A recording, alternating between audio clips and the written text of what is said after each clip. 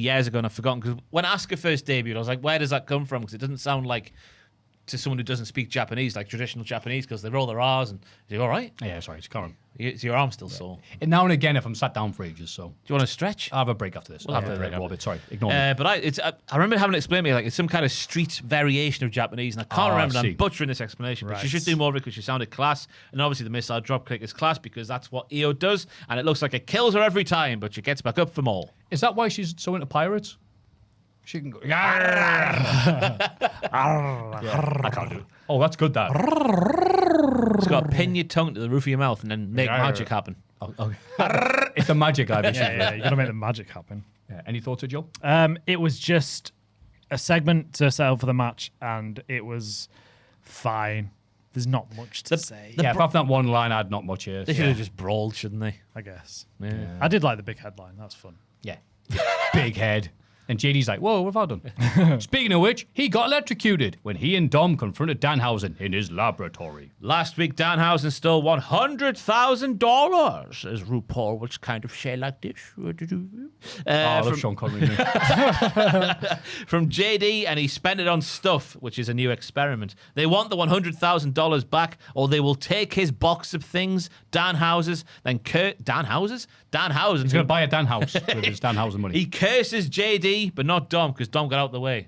And he also claimed that JD was uncursable, but it turns out he's not, because he goes to put his hands on the box of things, does JD. Classic electrocution. Elocution. Elocution. Oh my God, JD's like, hello. Hello, I am JD McDonough-Doo. How now, brown cow? A classic I'll election. do it again. The new Prime Minister of the United Kingdom is JD McDonough and his perfect voice. Electrocution. That still didn't sound right. No, that's right. Electrocution. Yeah. His selling of this, him and Naraku at the moment, are absolutely brilliant. On fire, because his selling was 7 times. He went 7 times. Go on, that's 3. There's 4 more in that show. I only heard 3. He was able to do in 70 be on TV. It was that good. We heard Michael Cole do his authentic pig snort laugh through the microphone, which is, when something I like it when he does that. Yeah. Being real. Up the pigs. And speaking of elections, then Danhausen for the Netflix people came out and said, hello, I would like to campaign to be your new Prime Minister. And people are like, well, you can't be much worse than the other ones. They've also, 6 Prime Ministers in a row haven't finished their tenure. That's the right word. Term, tenure. Yeah. Jesus. Same thing. Yeah. Later on, though, in the clubhouse, Raquel says she was close to winning last week, but is sick of coming up short at the moment, which is annoying because I am tall. She didn't say that. I just added that for you. That'd have been great. Oh, That is what we need. There More we of go. that That's stuff. the stuff. Roxanne, who is short, stokes her fire by saying it was your time to win. But I'm also happy for Liv Morgan. JD McDonough then comes into this bit. He can't remember his name is the selling, which is textbook, just classic, whatever it is, continues to be in fuego. I'm just saying words now. Liv thinks the world revolves around her. Did you see what Io Sky did out there? But everyone's dying inside there. Raquel's got her problems. JD's been electrocuted. Roxanne's short and a loser. They've all got their issues in there. Liv says Roxanne should go after Sol Ruka. Was that not Raquel? Have I got the R's mixed up? I might have done there. I think I have, yeah. Raquel should go after Sol Ruka. I was hoping for a little tag in there, lad. Have I got it wrong? Please tell me. You've not watched this bit, have you? I'm lost. So Raquel should go after Sol Ruka. Dom should go after Penta's IC title. JD should go to medical, which is when the bit from earlier on goes on there with Adam Pearce being a doctor when he wasn't a doctor. Are you the doctor? No, I'm not. Roxanne has nothing going for her, so this is being telegraphed for me. Roxanne costs Liv in the final of the Queen of the Ring. You heard it here first. The temperature continues to rise. Bless you for getting through all God, that. the air. No wonder Juicer was panting because the air is like soup. Yeah. Soupy. Soup dog. And then LA Knight defeated Jimmy Uso. Oh, there's chapters again, but can I be asked to read them out? I don't know. We'll go. How about you read the blurb on the back? LA Knight thinks the bloodline must have compromising photos of Adam Pearce, and oh my mind wandered at this point. He's bent over on all fours, asshole, point towards the camera. What was saying here, Maffew? I'm keeping away from whatever you've just said. What kind of compromising pictures are they? Are they just him out with Epstein? What's going on? Him and Mandelson. Sorry. Fatu paid a fine for knocking Eric Andre on his arse last week. Eric Andre was naked at a premiere this week. I saw. What? He did a bit of He did a bit of Laurel and Hardy. Was it Laurel and Hardy? Hang on. No, wait. Lauren Hardy didn't do that. Wait a minute, what? So he gets out the car at the red carpet, but he's got like strings attached to the back. So when they close the door and drive away, he's got like a rip-off suit and it rips off. Oh. Bit of Laurel and Hardy. No, I've never seen Laurel and Hardy's cock. No, he wasn't fully naked. He had like white pants on. And he went into the crowd and put a t-shirt on, and then he realized it was a Roman Reigns t-shirt. Oh no! Whoa! They're playing 4D chess with us, I tell you. Thank you. You know what? I've had so many issues sleeping this past few days. This is great. Please carry on. I'm nearly there. Oh, that makes me feel valued. Jimmy Uso says he had LA Knight's back last week when he got hit. What's LA Knight's problem, says Jimmy Uso? Isn't that bloody obvious by now what his problem is, Jimmy, you tit. Jimmy stuck his nose in, and LA Knight doesn't like it. LA then takes credit for Pierce's booking, which I thought was a nice little bit, because Pierce is like, well, you don't like each other, go out there and wrestle. And LA Knight's, I've got a great idea. We should go and wrestle. Oh, it was great. Why are we still doing this thing where the wrestler versus the guy who controls the backstage is better booked than the actual matches? don't We were know. genuinely thinking if we're going to get Heyman versus Pierce at Mania, because it was so well booked. Now we might get Knight versus Pierce at SummerSlam. We're not. And Pierce versus Braun. Yeah. Like, that was a whole... Yeah, he was that the was the thing. focal point of the story. Yeah. They're so good to get yelled at, because it's almost like, if we have a wrestler mock them, it's okay. But Knight's like, no, I'm right on this, though. You are rubbish. Yeah. There's another segment to set this match up, lads. Jey Uso wants to know why I've written Jacob, because clearly I was hungry here. Jacob. Bacon. Sorry, what were you hungry for? I've written down Jacob, which makes Oh, me... like bacon. Yeah. Right. Jam and bacon. Yeah, I think I was meaning to write down Jacob, was at SmackDown. Jacob, which I spelled Jacob, and tells Jay this is great. he doesn't want to answer his punk, doesn't have to answer to his punk ass. Solo got the message, and it doesn't matter how he reacted. They just need to sit down and wait. Jay watches SmackDown with the D and the C the wrong way around, and Jimmy doesn't. Jay knows Solo is coming, and Jimmy doesn't. That's because that's what I'm just showing my working out there, AQA exam board. It's all there for you to read. 32 marks, fantastic, great stuff. Then Solo gets here. You gotta give yourself the rating now. And he won't like what he finds. And we finally get to the match after that nothingness. Christ alive, they draw this out, they do at the moment. Christ. Am I dying here? Yeah, but what about Jay Brendos? Dre Bendos. I just thought about that. God, I'm hungry. That's a fantastic pun. Up the pie puns. For the lads I involved... could eat one of them. Hey, eat like you. Ross just all this well working out and all these tons. I'm like, food pun. It's my contribution. Well, Go on, Ross. Better react. Right, the lads involved in the match. It was good. A throwback, couple of nice higher spots, including the suplex on the apron from Jimmy, which made LA Knight say, ow, me back. Guess it was always built into what Solo would do. But what would he do? He thumbs his brother in the neck to send a message to Roman Reigns. Sorry. Instead of just talking to Roman Reigns, he has to thumb his brother in the neck to send a message to Roman Reigns. Just pick the phone up and have a conversation. We're in 6 of this, lads. Yeah, 6, and we're still going, oh, I'll do this, and I'll show you what I mean, instead of just saying what I mean. The thumb sets up the BFT, and the hands, what? The BFT and and hands the win to LA Knight. The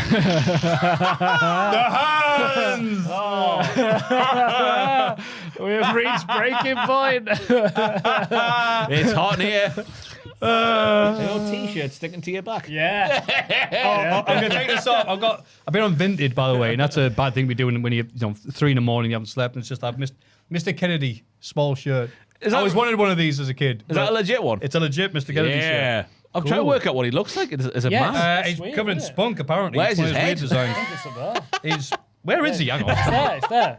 That's the microphone. Oh, yeah, there's on his the trout. lead. Oh, yeah, he's got his hand in front of him. Yeah, that makes sense. Like a soccerette. It's on the back. Kennedy! Hair. Oh. What? I got to Oh, bollocks, yes. My back is on my back.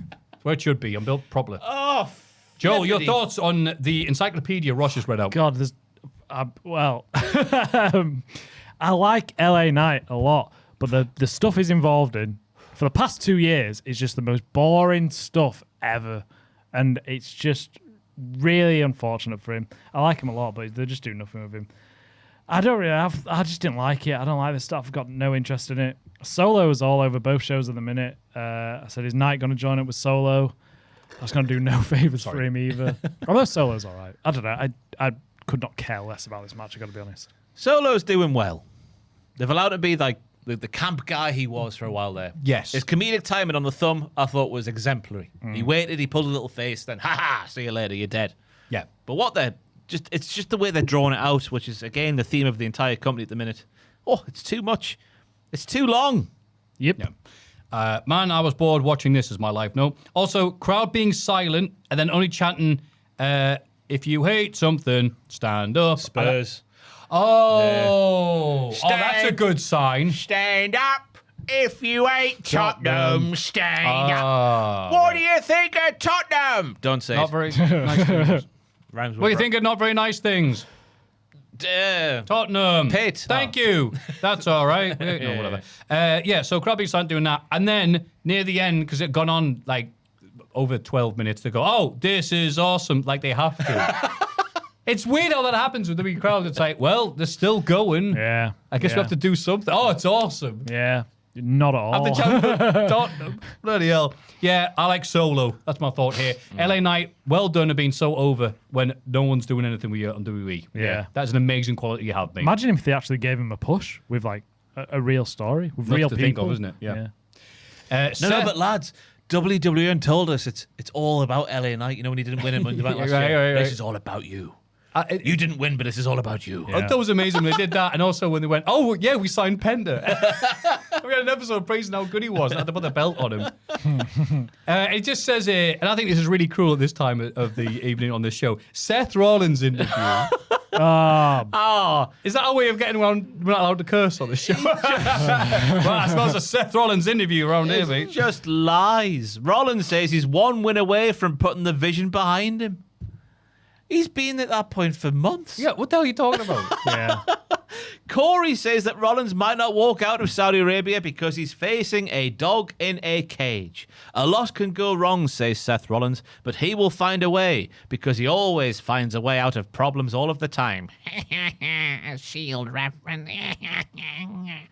This match will tell Rollins and the world who Seth Rollins is. It's just nothing, isn't it? It's just nothing. It is absolutely nothing. I'm Seth Rollins. We know it is. Yeah. And he says, I drive a Cybertruck. then he says if he wins, he can move on and get the title back he never lost. I mean, God forbid if you've been watching wrestling as long as we do. Which belt? Roman Reigns. Got injured, didn't the he? world title. Well, Not He's from still Braun. talking about that? Yeah. All right, okay. This is after Braun, then he'll go on. Yeah, no. I was like, wait, which one? Oh, all right. But imagine, right? He's virgin on Big Show territory. I'm not a virgin. I'm married to Becky Lynch. But in terms of like heel turns and face turns, he's getting up there in terms of like that Big Show numbers. Yeah, you're right. And this is the match that will finally tell us who he is until the booking dictates otherwise, and he goes back to being a maniacal heel. This made me sad because it makes me think that Rollins is going to win. Yeah, he is going to win. Yeah. Surely you put Braun over. Isn't that been the whole point of the feud? Unless a hooded figure comes down to the ring, Yeah. That's right. costs Rollins by hoofing him in the bollocks. Baron Corbin. Maxine Dupree, I was going to go for. Oh, I'll go with Solo Sikoa. He's like, oh, bollocks, wrong match. Sorry. Get the Wolf Dogs back together. Solo flying out there and going, oh, they're not even booked. I might as well do something. I'll It's a just do it long with my flight. phone. Yeah, I've been in Mr. Beast land where there isn't Saudi, so I might as well interfere in a match. Yeah, I mean, I guess it teeters on Jey Uso, doesn't it? If Jey Uso goes after Cody, that leaves Roman Reigns without an opponent for SummerSlam, and you would think it'd be Rollins. Yeah. Good God, is any young person getting a push? No. Well, Javon. Seth's Javon. going to be Braun, and then Brock's going to cost a thing, and Jay wins, and then God help us, Jay versus Cody. Do they hate the kids? Yes. Yeah. All of the children. Oh, okay. There's All of the children. no exciting choices being made. Yeah, Liv's very over. I mean, I'll give it that, Oba. but, like, Oh, no, because Oba's not going to win King of the Ring. unless he Probably wins, not. which, you know. If he wins, fantastic. All right, I mean, if we do What a the thing match as you that'll said, and that EO gets that, then all right, yeah, EO I'll take. Yeah, Yeah, that's they're fine. like, their prime age are Liv Morgan and Io Sky. Yeah. They're not too old yet to be considered old. Yeah. Trick Willie and Ricky Saints. Trick Willie's getting a big push. Braun Breaker Rollins, we expect Rollins to win. Cody and Gunther and Sammy, they're all up there in age. And then Tiffany Stratz and Jade Cargill. I guess they're prime age as well. True, that's a very prestigious United States Women's Championship, which they don't give a toss about. So Yeah. very weird. And then the Street Profits beat Braun Breaker and Austin Theory to win the World Tag Team titles. Oh, good, something is happening. Oh, Christ. We'll skip the Logan Paul and Theory promo from earlier because they say nothing. Then the Profits say they're ready to get the job done because Theory didn't succeed at getting rid of Dawkins when he tried to kill him very recently. Tez says... He did one spear. Yeah. Tez says that their London Bridge will go down because they're in the historic arena in London Town. I'm sure that's only been an arena for like 25 years, if that. Because it was the dome. Yeah, it was a dome, and then It wasn't the arena yeah. for a couple of years, was it? That's right. Yeah. Yeah, So 'cause it didn't make any money. not that historic. But we're splitting hairs because we're Blair's bored. Britain. The crowd were just not into this one, no matter how hard the lads worked, in my opinion, especially Dawkins during his hot tag flurry. He's got one of the best hot tags in the game at the moment, I think. Fair play to Theory, because there's a little moment in the match where he and Tez get tagged in at the same time. It's Tez. Him and Tez get tagged in at the same time, but to make Tez go to the top rope makes sense. He trips himself up on the way into the ring, and I like little things like that to make spots make sense. Yeah, JD does it quite frequently. Yeah. Makes it work. Up the sense-making bits. Outside of that, the crowd did not bite on much, and I think that was because the heels were on top for most of it. Potentially, was it because the fans couldn't make noise? I've written it down again. Because their mouths were full with their prawn sandwiches, the rich bastards. You hated this crowd. Yeah, well, everyone kind of... Yeah, right. We've been all across Europe, and everyone's been making loads of noise. Yeah. And bloody England's not... I mean, the World Cup's on its hot, but still. I reckon if the very sad to see that. ticket prices were lower, it wouldn't have been half full. It's as simple as that. But they're bloody Money in the Bank making loads of noise, and it was expensive back then, so... There's a large proportion of this country who could not give a hoot about the World Cup. And they would have been at the wrestling if it was cheaper, in my opinion. Yeah, you're absolutely right. But they'd rather have that. And, anyway. Yeah. Henry coming back, obviously, was a nice little moment there. I don't know if it still feeds into the visa issue thing, because obviously they're in England, so he can appear there. So it looks like him and Logan Paul is still going on. It was a nice little moment there for the crowd actually making a noise, which was fair play, because for an English crowd, it was horrible, I thought. Yeah. Over SmackDown That's and right, Raw. we're blaming ye. Yeah. Richie's. Yeah. Richie's. Richie prawn sandwiches. Yeah, Richie Riches. Nicely laid out finish, I thought, that ties into the weekend's PLE. Rollins using the knucks with the referee taking half an hour to not move the steps from the ring. He just sort of went, ooh, these are nice and shiny, and then just let them sit in the corner anyway. I wonder how these got here. Which then sets up the Profits hitting their finish to win the tag team titles. I mean, I've written in my note here, it feels like the Vision are done, so maybe Rollins is winning at the weekend, which I guess feeds into what we just talked about there. So, yes, Rollins is the favourite to win. Yeah. Because unless Maxine Dupree brings the Vision back together. Why else would you I be... was just about to be positive about this bloody... At least that Street Profits are winning, and they're a new tag team, because they've been around away for ages, got back together, fantastic. And you had to say that. That'd be hilarious. But why else would they have them two talking in back... Oh, I think they'll never mention it ever again. I hope so. I'm hoping for that. Yeah, I I'm hope hoping so. for that. Yeah. But that would be stupid if they did as well. We don't like it when they do things like that. Yeah, I don't like it either way. But I guess this is the whatever. Is that Raw? Any thoughts? Monday on Night the match? Raw is over. Fantastic. No thoughts on the match? It was a good match. Street Profits are great at getting the crowd hyped. Great splash from Montez to finish. Very needed change of hands for the tag team titles. Profits are popular, so it's a good decision. Who do the feud with now? No idea. Brie Bella and Paige. Alpha Academy is on Raw. Yeah. Yeah, they were just on the show. Oh, I beg your pardon. Sorry, I'm not going to mix up American Made. Sorry. The Creeds, yeah, they're Raw. Well, they're in Triple R now. yeah, push them. They're great. Like a Triple R side act. So it's them, Viking Raiders, Quick, I'm Priest, getting the Truth. Raw's men division. So yeah, Tozawa's on there, Dawkins, Theory, so it's- Bravo Americano, the Bravos, the Americanos are there. Are they Okay. Cruz del Toro's still on Raw, apparently, Is he? according to Wikipedia. WWE knows Eric that. and Ivar are Raw, apparently. Yeah, okay, yeah. Ivar's real name is Todd Smith. Then we've got the Bloodline. Then we've got the JD. Then we've got Joe Hendry. He can get a partner. Hendry and a guitar. Henry and a guitar. Rey Mysterio. He can have the Lucha House. LWO. The LW1. I said Lucha You want House. Lucha House Party? Yes. Oh, yeah. I am delirium. What you're saying is there's no tag teams. That's where I got from There's that. a few, but they're not. They're not Booked well, are established. they? They're not. Yeah. No. No No. momentum. Aye. But here's hoping Street Profits will do something with it. Yes. Hopefully. Because what Yeah. we're going to do is have a little break and stretch our legs before I fall asleep. Bye-bye. We're back. I'm better than ever. I'm back. What a great theme song.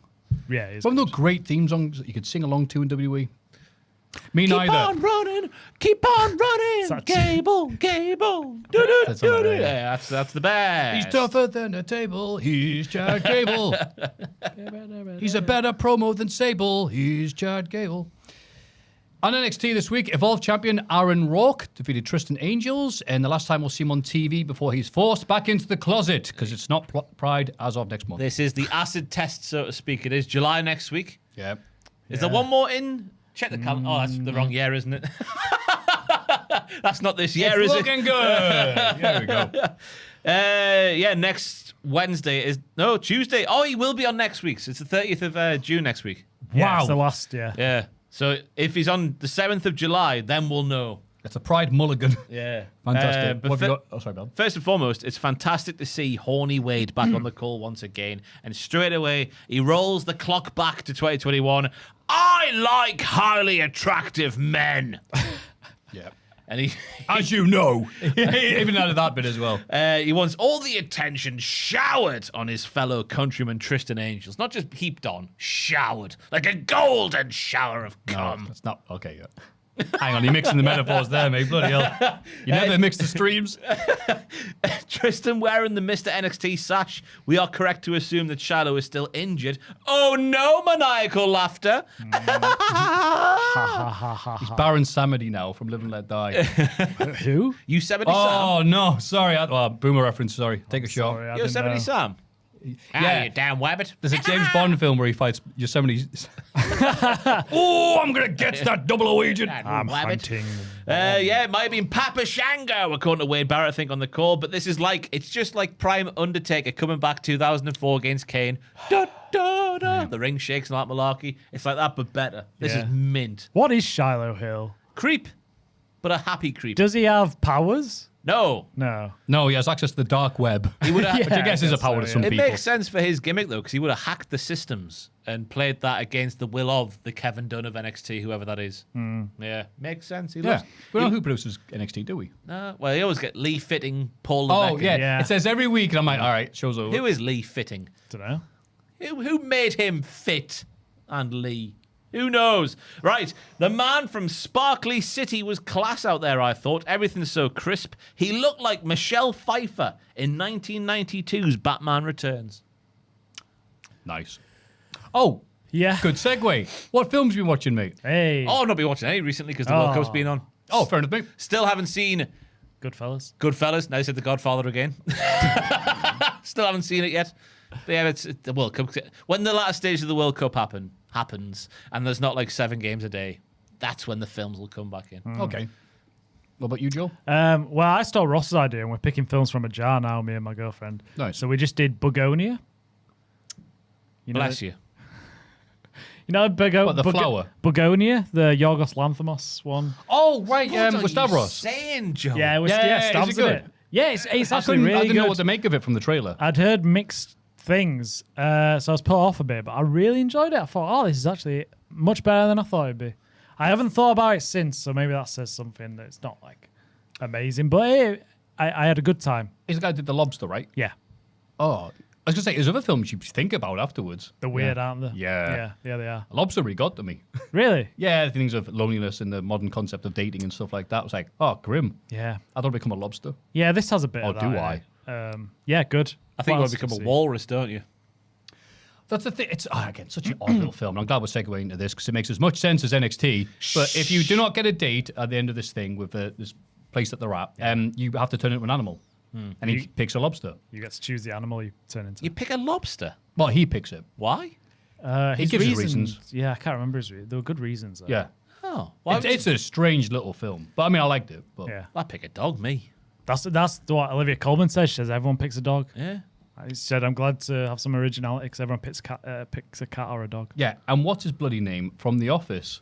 He dresses up as Ali G, makes appearance in that film, and I went, "Whoa, it's him!" Finch? No. No, the big lad. big lad, it's the Scotch egg. Oh, Keith. Yeah. Keith from The Office shows. I'm like, what the hell? Keith on The Office? Oh, I can't remember. R.I.P. I showed my girlfriend. Is no, he dead? Yeah.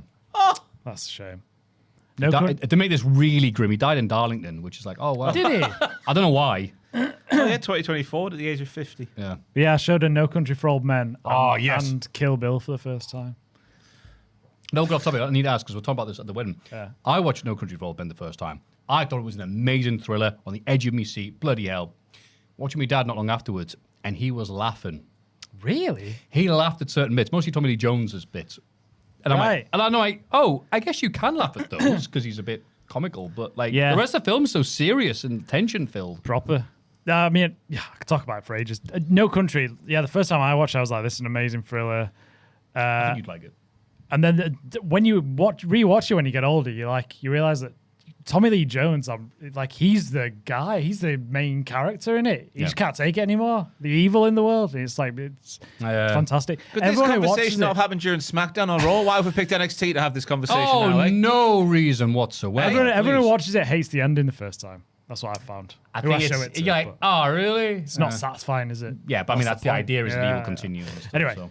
Speaking of evil continuing and never going away. NXT, Ross, what do you think of this match? This match was largely Aaron trying things and that Tory bastard stopping him. Basically, it was a replay of England versus Ghana. Oh, the Molly go round for the finish from Aaron was fantastic. I'm a fan of what he does, yeah. The Molly go round. I like it as well. And he's a dense man, so it would hurt a bit more. Yeah, I never thought about a big guy doing that move. It's like, it'll kill. Yeah. Kill Bill. If he wrestled Bill. Big Bill. Or William. Regal. No. Other names apply. Later on in the night, Shiloh... That's his name? Shiloh sassies him, I think that's meant Says to say. him and Tristan. Oh, says him. I am now reading Ross's notes and correcting him. I am the AQA guy. I've had a busy week this week, I can't lie to you. But he doesn't even like what he was being vulnerable. Sorry, King Charles was doing a promo there. I have not had a drink before this, but I feel like I have. He was being vulnerable last week and he was taken advantage of, which is why he wants to hurt Tristan. He's been cleared, body and mind as Shiloh Hill, then he turns into pure 1980s wrestling Nirvana, who I know around in the 90s, but you're waxing lyrical about the past. It's Nirvana of an 80s wrestling promo, so it is. A Nirvana of an 80s wrestling promo. I don't know what that means. Yeah. Pure... I think there was a clip on Top Gear years ago where Clarkson's driving this old car in like America and it's sunset. He's like, this is driving Nirvana. And he didn't mean like grunge. He meant like it's a haven. Like, whoa. You know what I mean? So this was 80s wrestling promo Nirvana. Right. If you mean like that, I'm with you. That's what I'm meaning. Because he just starts shouting. And it was fantastic. And that's all I've got written down. And from here on out... He says he's cleared body and mind. Hopefully he's remembered the origins of his gimmick, which is the dark web. So I want to see chemicals. I want to see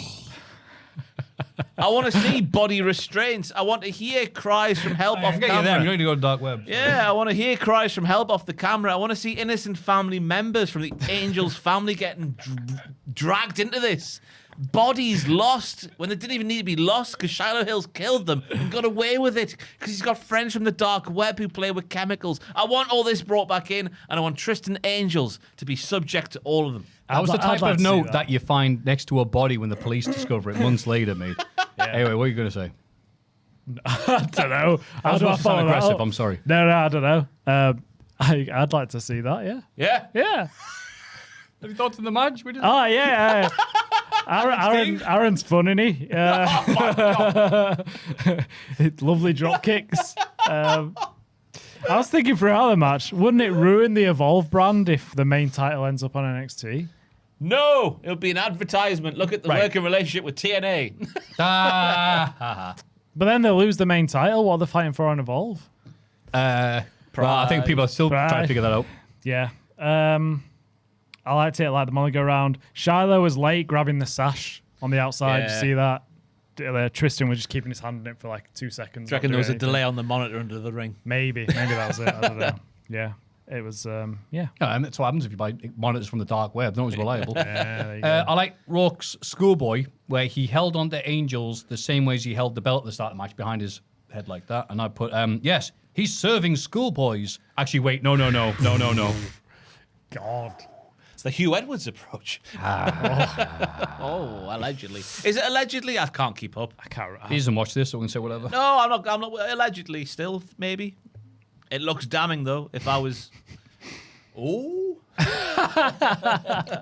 Anyway, even when Aaron Rourke was... No, wait, he won. Sorry. No, I had a point then. It was horrible. Yeah, he won with help from a straight guy. Disgusting scene, -5 stars.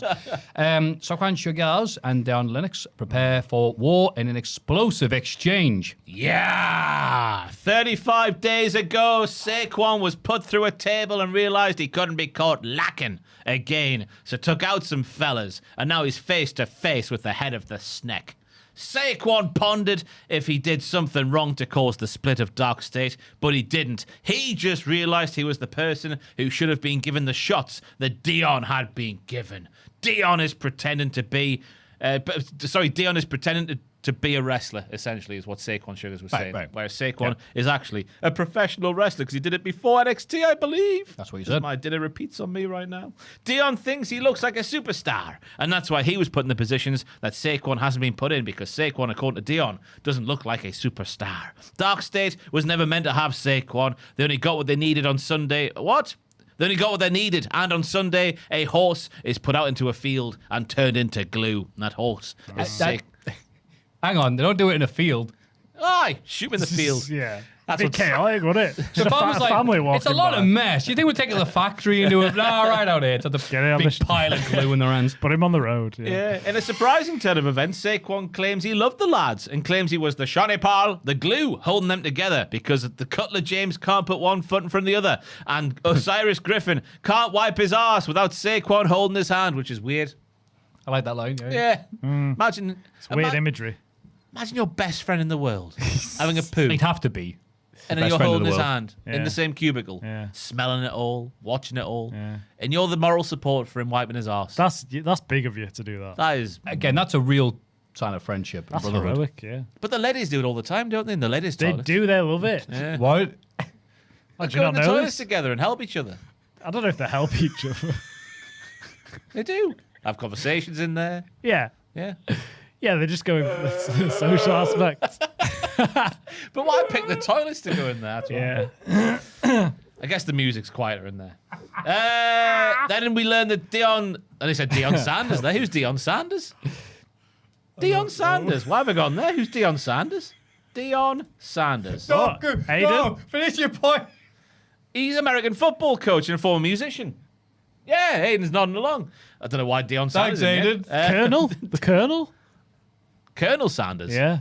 That's not Dion. Oh, That's old. Oh, yeah, what is his first name? No, I'm getting stoned. oh my Shazam's gone off. What was I singing? Don't know. Yeah, what song came up? Didn't recognize it. Huh? What song came up? Nothing. Oh, It just said it was listening. Tell the piss off. you tapped the thing by mistake. Is what we When learned. I triple tap the back of my phone, Shazam comes up. Oh, I thought you meant like Shazam auto-detected if music was... Hang on, that can't be right. No. I tell Go it- away, I, CIA. I tell it when to listen. Right, okay. Oh, big Good. boy. You should tell apps. That's how it should work. Anyway. Yeah, Dion. We learned that Dion's got a small winky, because then if Dion would put on the jock strap of Saquon, it would be a baggy fit, which tells us that Saquon's nuts are bigger than Dion's. Therefore, fill out a jock strap more. Yeah. Saquon, I thought, looked fantastic in this promo because he looked like, and I mean looked like he was coked off his head. This was like a Macho Man promo. I have not seen as much sweat on the outer Yeah. upper arms of a wrestler since a Macho Man promo, and I think that's what made this one for me. Dion then ends Well, it I by think all three of us are doing the same right now. There's no Macho Man in any of us. Dion says that Not like a Saquon try. is overthinking and worried about stuff. His act is a facade, No, facade. facade, right. yes. Well done. Saved it. And he did a hard C there. A hard C? Yeah. What was that? Yeah. It was a lot. Yeah. A kicking cup. Kicking cup, yeah, or a curly cup. Curly cut. Kicking cup. L m n p a qu r s s t y v. What's W? This is just a Jey Uso promo. what's W? Whoa. It is whoa. What's X? X. I think Yeah, X is I think just I can't really do much of Yeah. X. And Z. Yeah. Z. Up the phonetic Y alphabet. and Z. Yeah. That's Yeah. not phonetic, but it should be. That should replace the phonetic. Oh yeah, that's not phonetic. Alpha, Bravo, Charlie. Well, Yeah. what did I think? Apple, bean. Right, this was long. Applebee. This was long. This was long and not much was said. But at the end of the day, Saquon Sugars is a star in my book. Wow. Because of his sweaty arms. Star making coked up performance. Yeah. But Allegedly. he wasn't coked up. He just looked like Allegedly. he was. We don't know. He's an actor. Allegedly, they do Allegedly. drug testing. Stop it. Yeah, I thought Sugars was good, but maybe a bit over the top for my liking. What do you mean, brah? He was a bit What are jumpy. you saying, cuz? Unk? I wrote down the jockstrap line. That was good. Both guys felt like they tried hard, but almost too hard. It was quite scripted.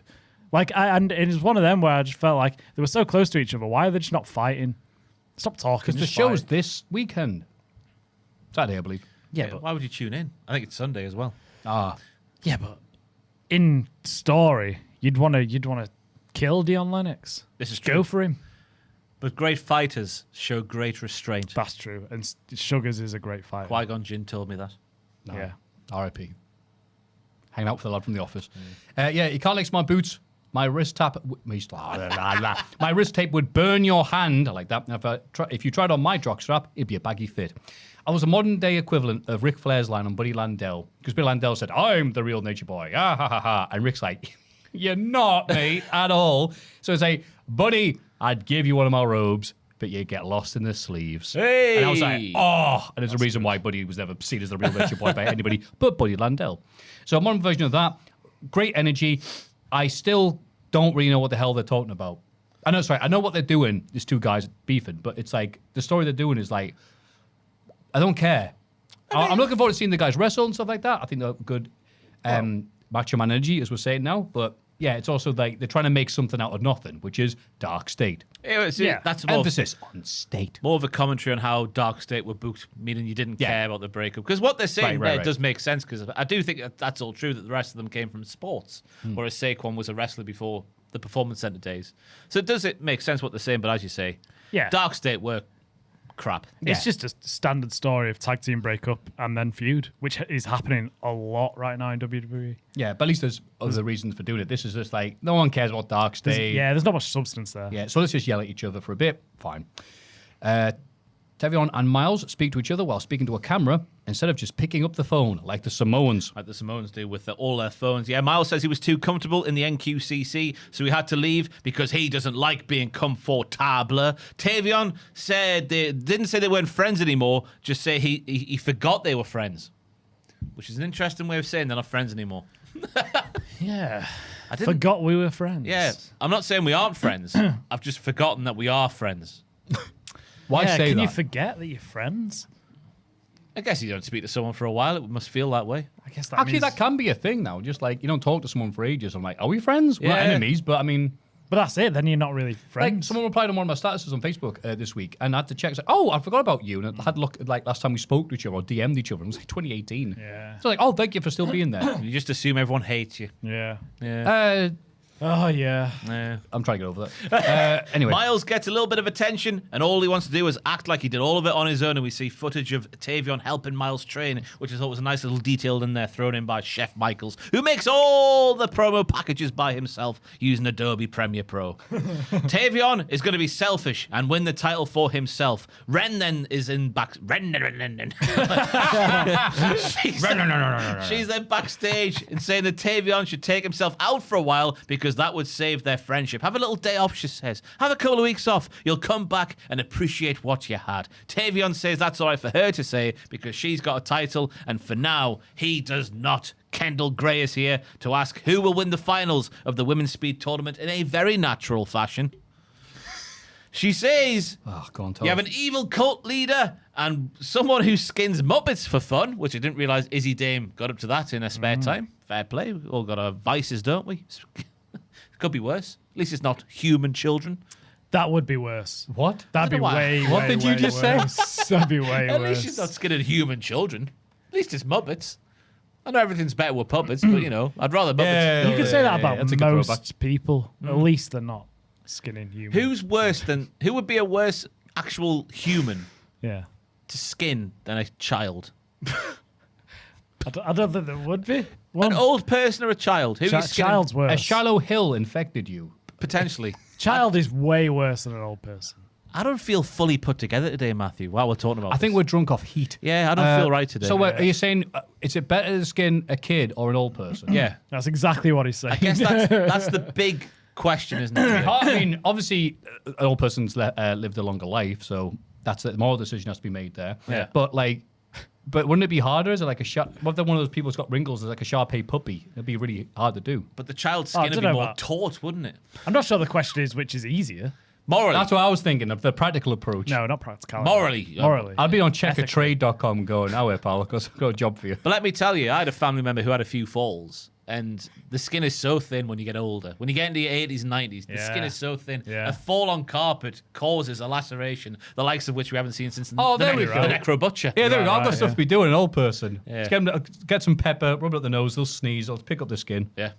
That's that big That was the question you asked, right? Yeah. There we go. Because Kendall tells us that Izzy Dame skins Muppets for fun. That's how we got there. And then we have a spoiled brat with a traitor Charles. That's Ariana Grace, by the way, just in case you're wondering. Thank you. She doesn't care, says, run, run, run, run, run. She's cleared. She can wrestle. And her and Kendall are going to have a 2-tiered cake to celebrate their wins. And run, run, run, run, run. It's going to work out the flavors. Oh, Ren. I hope it's a red velvet on one. And then, because you... Wait, do you mix the tiers? That's what they were discussing, yeah. That's crazy. That is That crazy. is crazy, Tom. What? That's the kind of thing that a heel would do, A heel? i.e. Ren. Ren's going to turn heel. Yeah. Crutch. All the clues, Because of the evil cake. all the clues are there. The heel signifying evil cake. Yep. Especially if, Wrestling 101. especially if red velvet is on top. Red's bad, What do you mean? Red velvet's the best cake, though. but it's evil. What's your favorite cake? Why is red velvet evil? Because it's red. Red is bad. But red is the evil. color of love. What the hell are you But talking red about? is the color of blood. Let me describe to you how red is the color of love. Oh my god. What are you going to do? Where are you going? Can I leave? Yeah. Oh, he's you all right, right, Joel? You all right? He's right. Audio listeners, I've just unveiled. Well, it's under pink lighting, so it doesn't look red on Yeah, it doesn't look camera. that red. It looks like a big tongue. Yeah. You're getting licked, Joel. Chase. So yeah, what planet we're on? First of all? I don't know where establish we that. are. It's really hard to talk today, isn't it? It's. Hank and Tank, maybe? I don't feel like my brain is getting enough oxygen. I think we're all going to die in this room.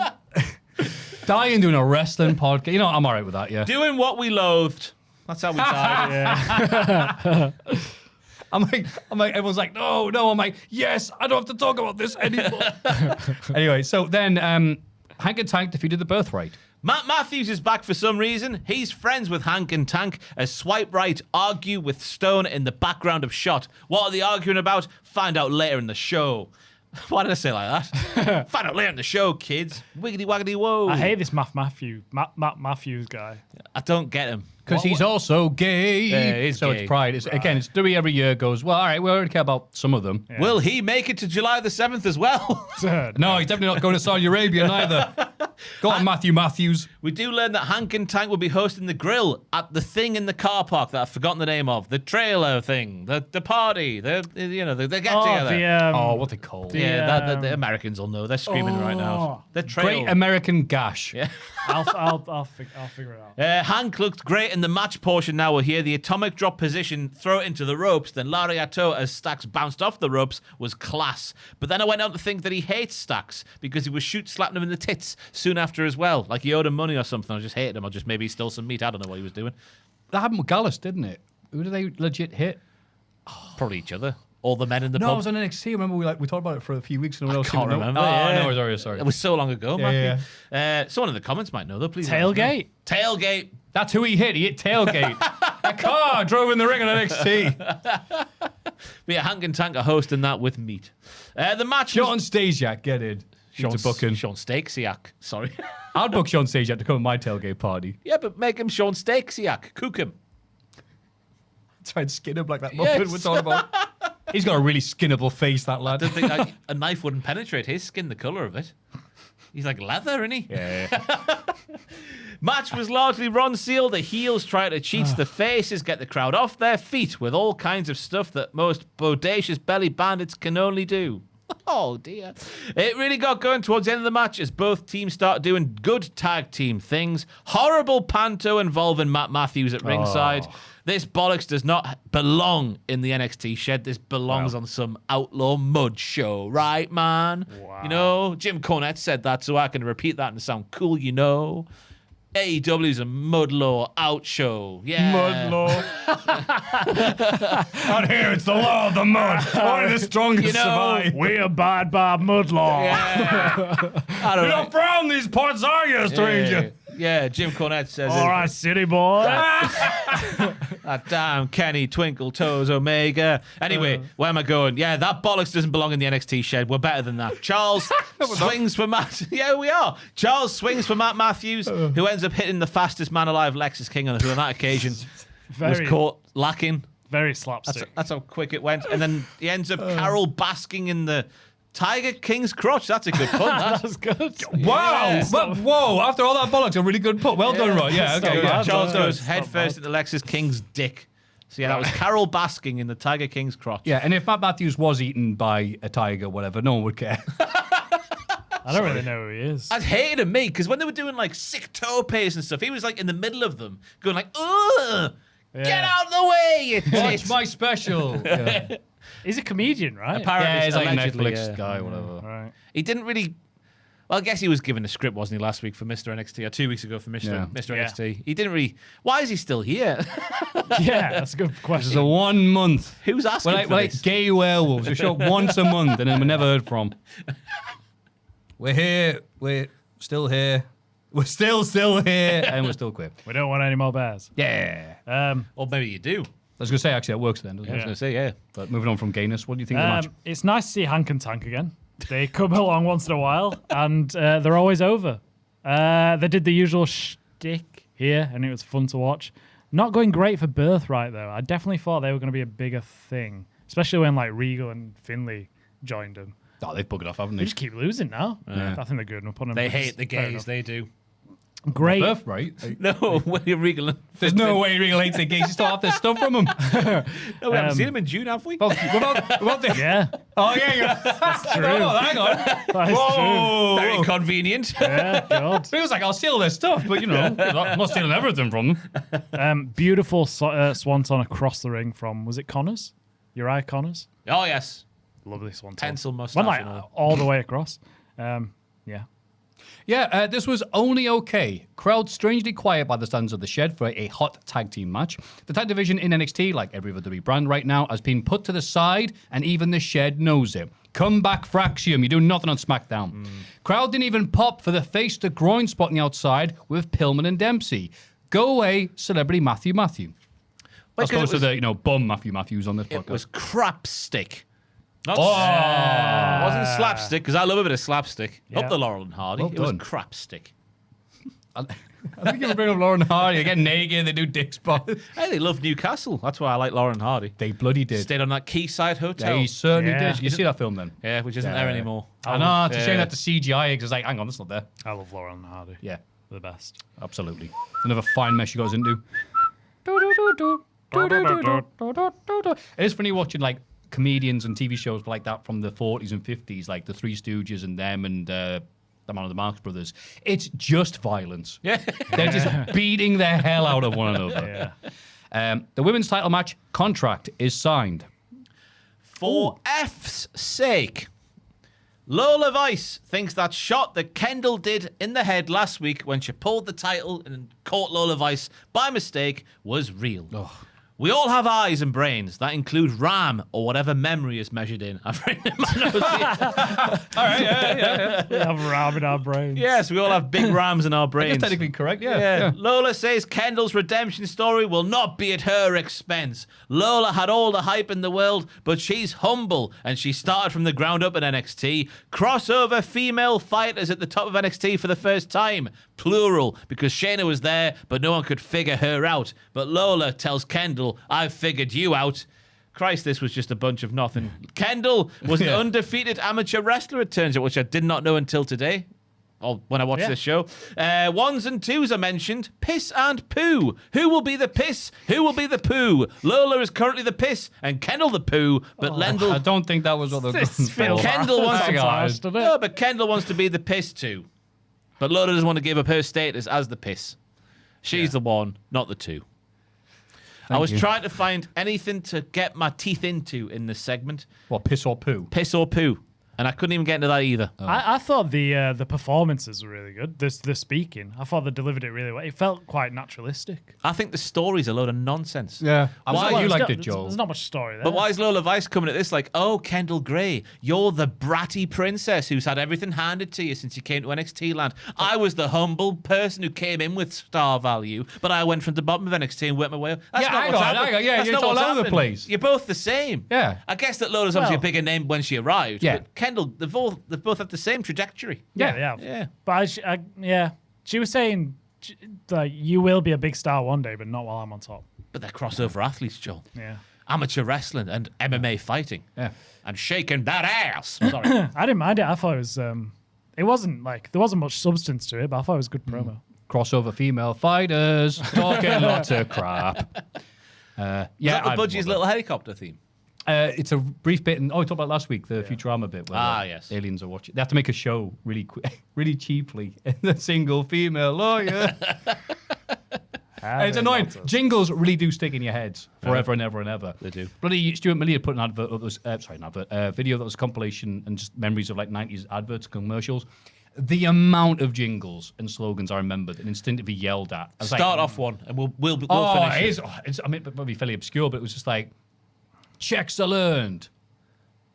Or what? It was a very short-lived serial with a rabbit that surfed. Checksalon. Checks are learned. Or what? I've never heard of that one. No. Wow, okay. It helps if you're alive in the 90s, I guess. Yeah. I was. I was We were watching every advert break with laser focus. No. Oi, Nada. Hula hoops around. Christ alive. Nah, this is going nowhere, so let's move on. Yeah, it's a horrible idea.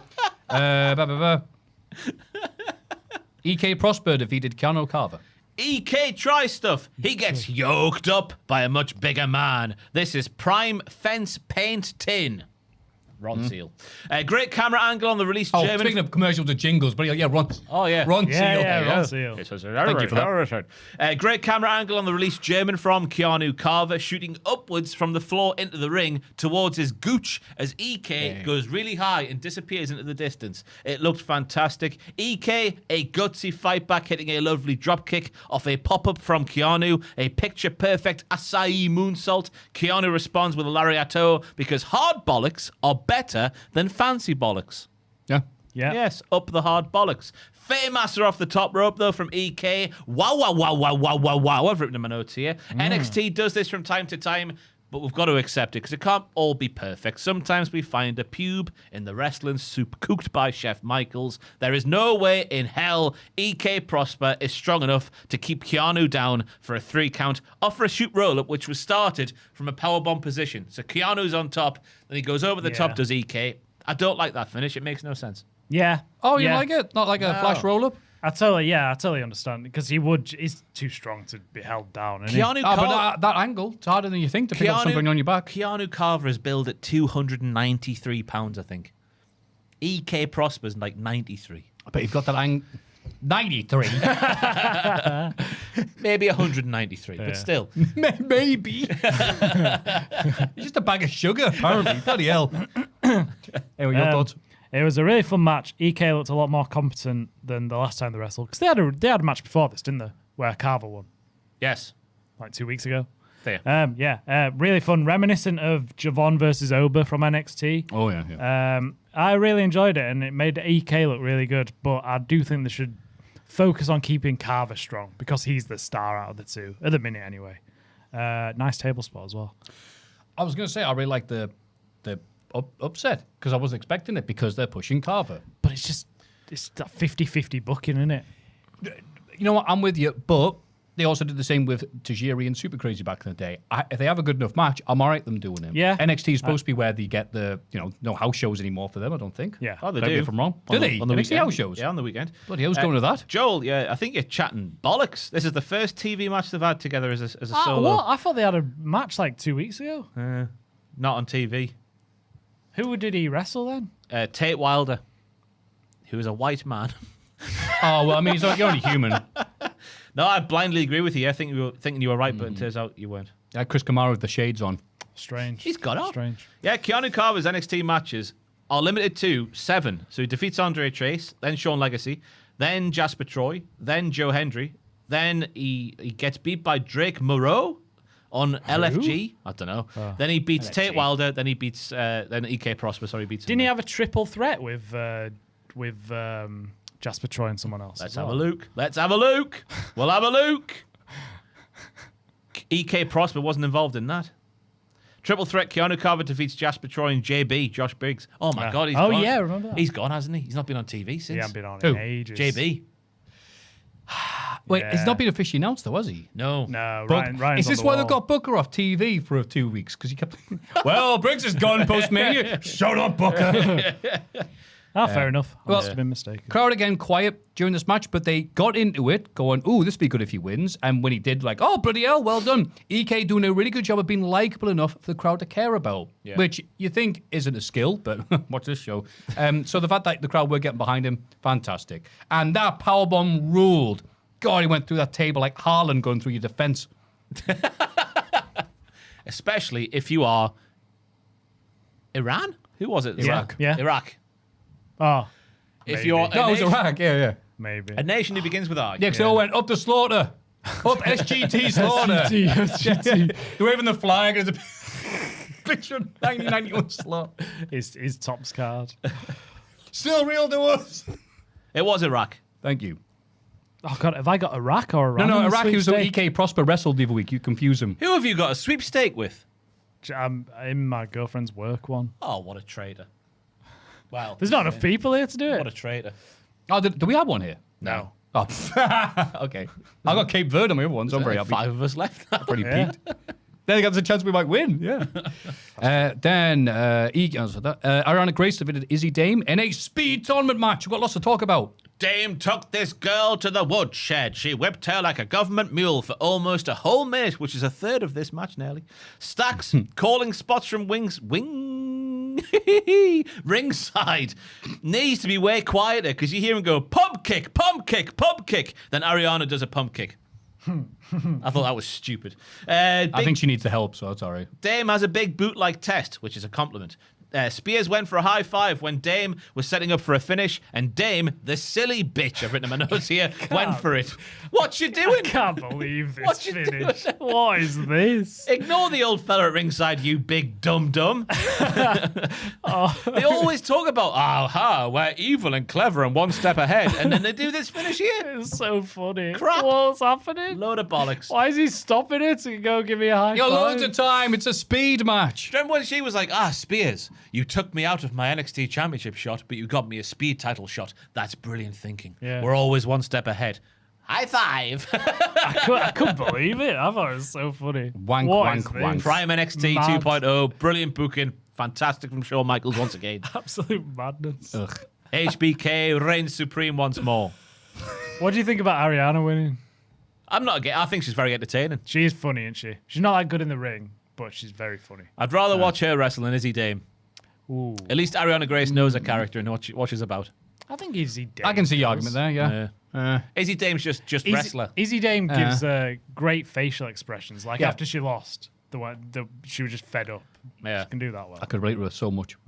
Carmen Petrovic and Nikita Lyons. You don't have to be here, you know. I want you, Natalia, collect all of her world records. Yeah, she's broken records for the most submission wins by a wrestler, something like that. And the latest, Something like that. hey, it's not like naming wrestling. I was going to say, that's not a real award. But the latest one of those was Jada Parker, who tapped out just last week. Let's not forget. Jada walks in looking sad. The blondes call her soft. The blondes.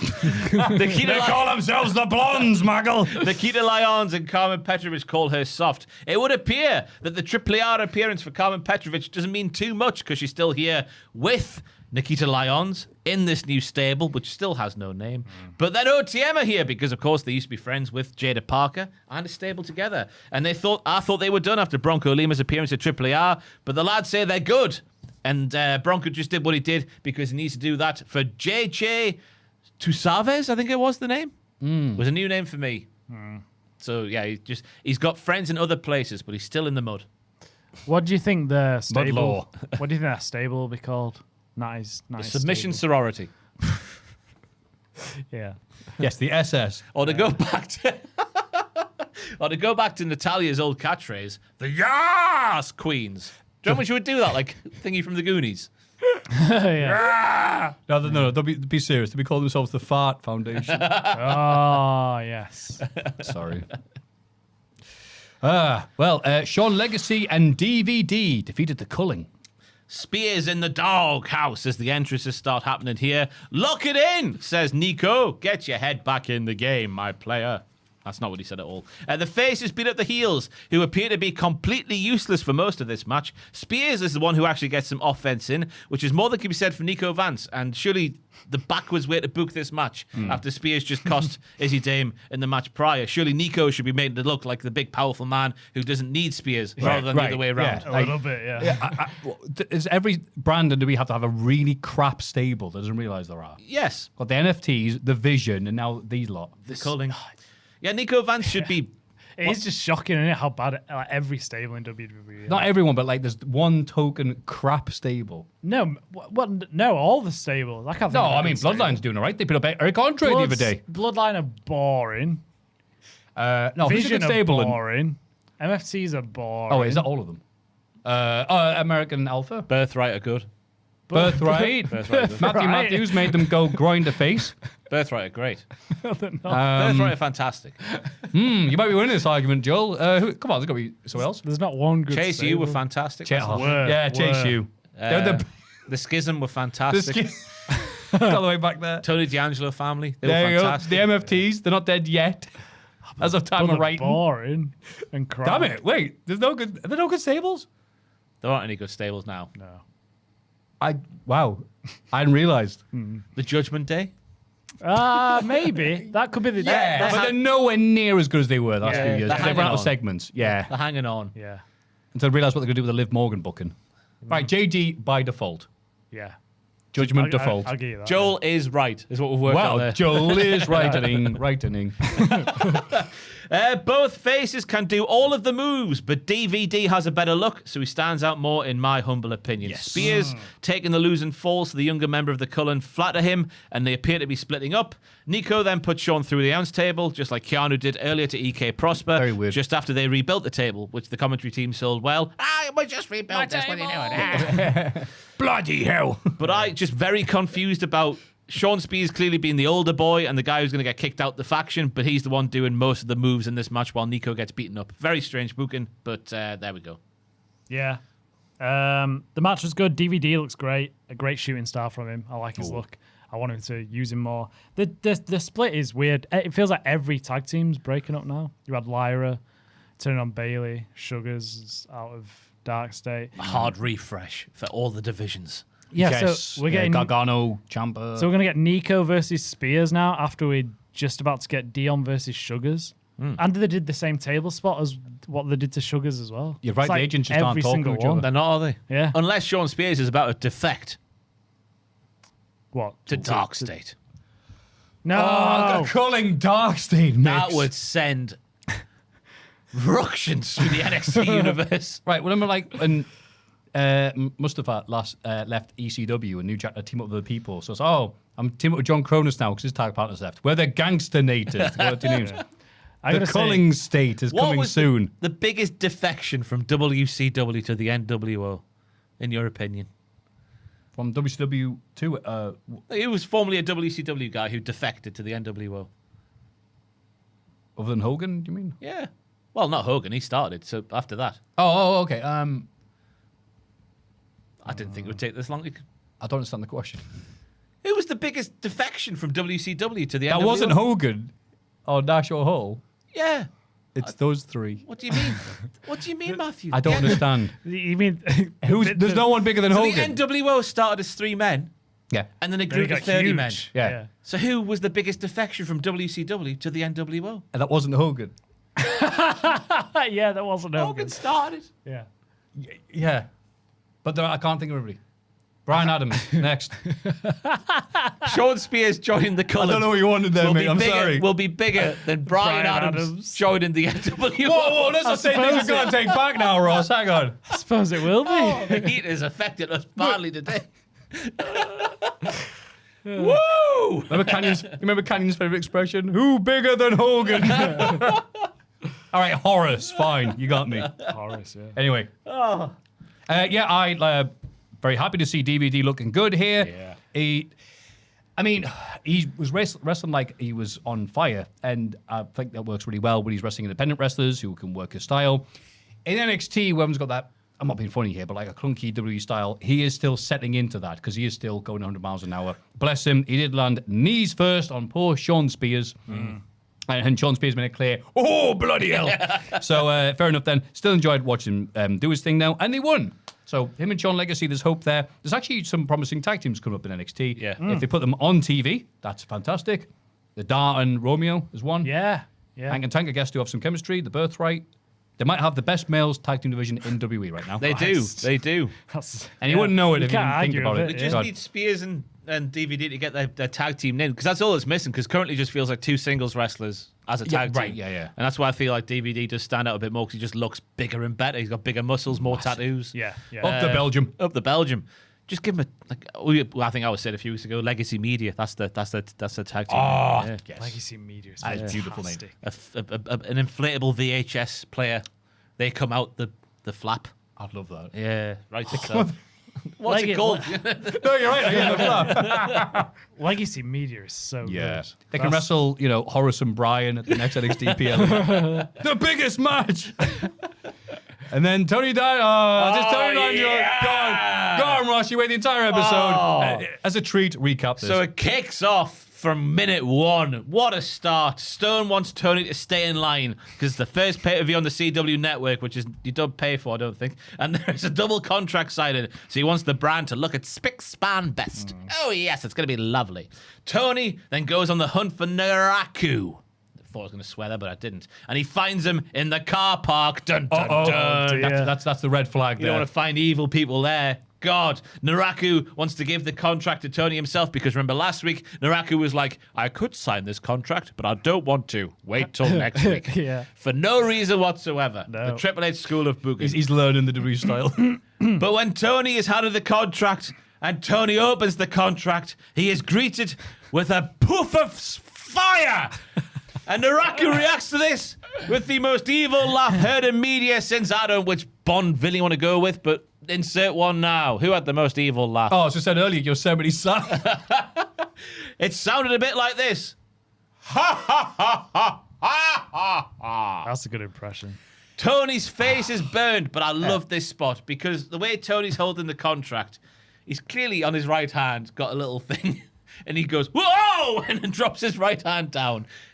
Secrets of the business revealed. I'm sorry to do it, everybody, but it felt like that's what happened there. Yeah. Wasn't it a real flaming contract? No, I reckon Tony set it off, but that's by the by. What a spot it was. What a laugh it was. I think you had an issue with the laugh.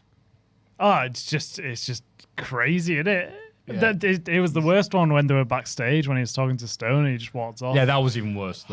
More on that later. I've got this laid out again. It's mental. It's so Hey, good. Naraku, you're clearly a Japanese heel, so do an evil Japanese laugh. He's like, you say that again, please, Shawn Michaels, you old American. It's What? so out of date. it's That's what really- makes it brilliant. It's Do you really reckon funny, you guys though. like, hey, watch this. There's clips from like 60s films. We are- You know how they do it over there? And he's like, what? I am enjoying it. It's The it's bit really where funny. So crap. the bit where the fun stops is when he's referred to as sneaky. That's when we've gone too far. Yeah. But now it's just teetering. No, when he gets the fine. Orient Express music, that's when we know we're cooking with gas. Yeah.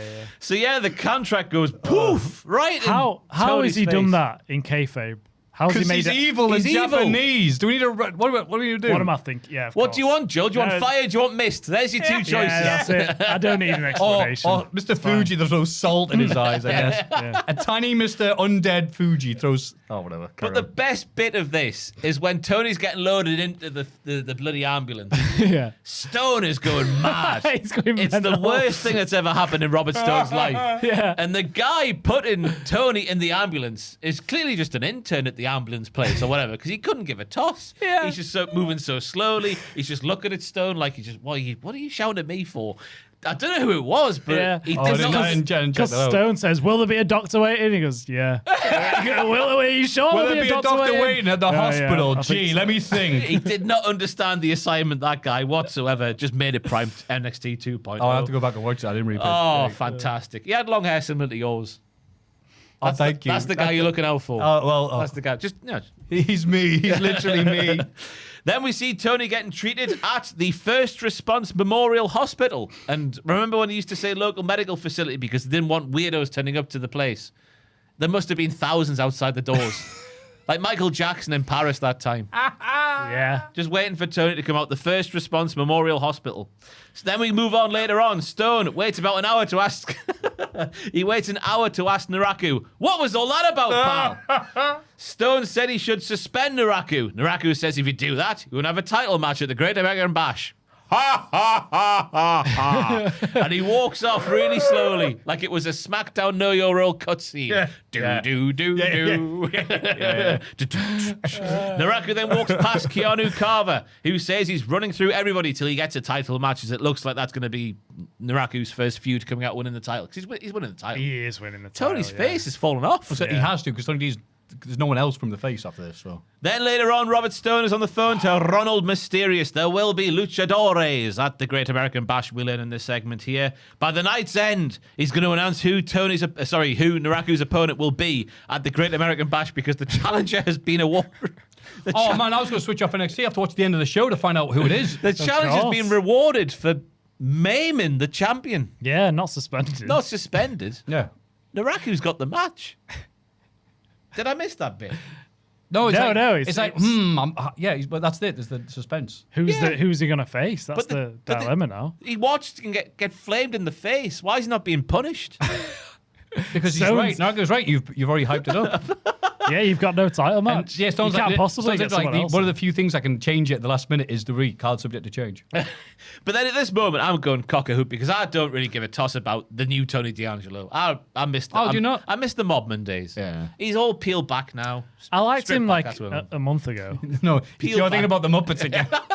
He's all peeled back. He's just a boring man. He's He just is a now. man. So here comes Dr. Thirst. And I'm thinking, here we go. Naraku versus Dr. Thirst for the vacant NXT Championship. This is what we're having it. But Stone's not having it. And that's fine because I think the Jax's time will come. Then we get to the end of the night. Naraku says if Stone doesn't have anyone to face him, he'll take the title here. But here comes Mason Rook, who bloody hell cannot cut a promo yet. He needs some bass in his voice. He needs to mean what he's saying. It's just, Right. you're looking for an opponent, are you? Well, yeah, you've I know come this down the is- right street to find me. I know maybe Americans like react differently than we do because obviously the Little Osprey promos, but like it really was. Oh, Peter Kay's gonna say a joke. Yeah, I know it's his voice, but he sounds too soft, doesn't he? Yeah. Needs Hey, something more. You know. Bit of gravel. Bit of Sean Dyche. Oh, do. Yeah. It's Mason Rook. Don't look And at I'm him. here to. What happened after that? The Jacksters here. The Menendez brothers are here. Maya Lockwood is here. He uses the word brother, does the Jackster, to talk to his boss who was pissing him off, which I like that Kavorka. The Jackster says he's a main event talent from head to toe before calling Mason Rook pork chop. I liked that. Bastard. Hey, pork chop. What a bastard. Stone says it was never Jackster or Mason Rook. It was him. And somehow, So dramatic. Robert Stone knows that Tony D left the hospital. Yeah. Got through the thousands of people waiting at the At the Michael Jackson Memorial Hospital in Paris. the First Response Memorial Hospital. There you go. And here comes Tony D with his face all bandaged up, and he's fighting Naraku. But Naraku escapes after fingering Tony's face. So it was That's how all he gets pointless. away. It was all pointless in the It's end. fine. We teased. Just what an amazing way to tease it. This is back in 2021. This Yeah, title yeah, yeah. picture here. This would have fit in. Oh, it's. I'm actually a bit emotional, Saturday. You know what was AEW saying? Restore the feeling. This entire Naraku Tony D this week restored the feeling for me. If I Tony enjoyed D had it. done the Osprey promo and go, well, NXT sucked for a bit, but now it's all right. That would have been it. Yeah. It was good fun, wasn't it? Oh, I enjoyed fantastic. myself. Yeah, I'm glad we had something to talk about this podcast. That was very entertaining because this was vintage NXT. as you Between said. the Mr. NXT pageant and this storyline here, Yeah. we're cooking on gas. especially when it's like it's sown very dramatically with all the people running around as if it was going to be them. It was like, it's him, and then Tony D comes out and there was no pop, How would there be? He's so boring now. and he's somehow bleeding from fire. Like that's not how it works. No, it melted his skin off.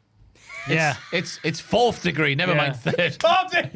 There is so much blood there, though. What do you mean you didn't see the He pen? should have the Orton mask he had that one time during lockdown. With his bloody Santos. That was the pen that was in the flame. It went poof, and then it. Oh, yeah, fired. there we go. Oh, the ink. Yeah. No, the pen just like cut him open. It was a fountain pen. I thought you meant burning hot ink. that might maybe do it was it, that. yeah. Like Tommy Lee Jones. Yeah. Two-Face. Absolutely. Up the Batman. Up the Batman. Great. This was.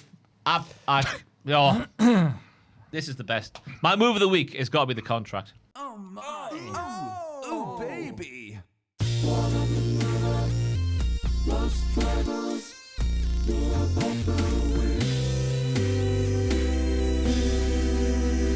I forgot to say the flaming okay. contract. It's Yeah. got to be. Yeah, I just like the fact, I agree with you, but also like the fact that it's like, well, when me and the contract set on fire and burned him, but he's evil and he's Japanese. Ha ha ha ha ha! Again, what do you want us to do? Have you seen wrestling before? Yeah.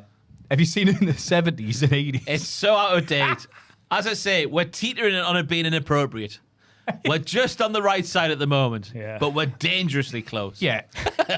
It's if you're fun going to to go skirt whole that hog with line. that, you're going to go all the way. Like, it's all right that he's evil because we know he was called evil in Japan. That's where it's all right. Do you think that's why Shawn Michaels said, oh, finally, he's called himself evil? It's all right then if I'm not going to do this. Yeah.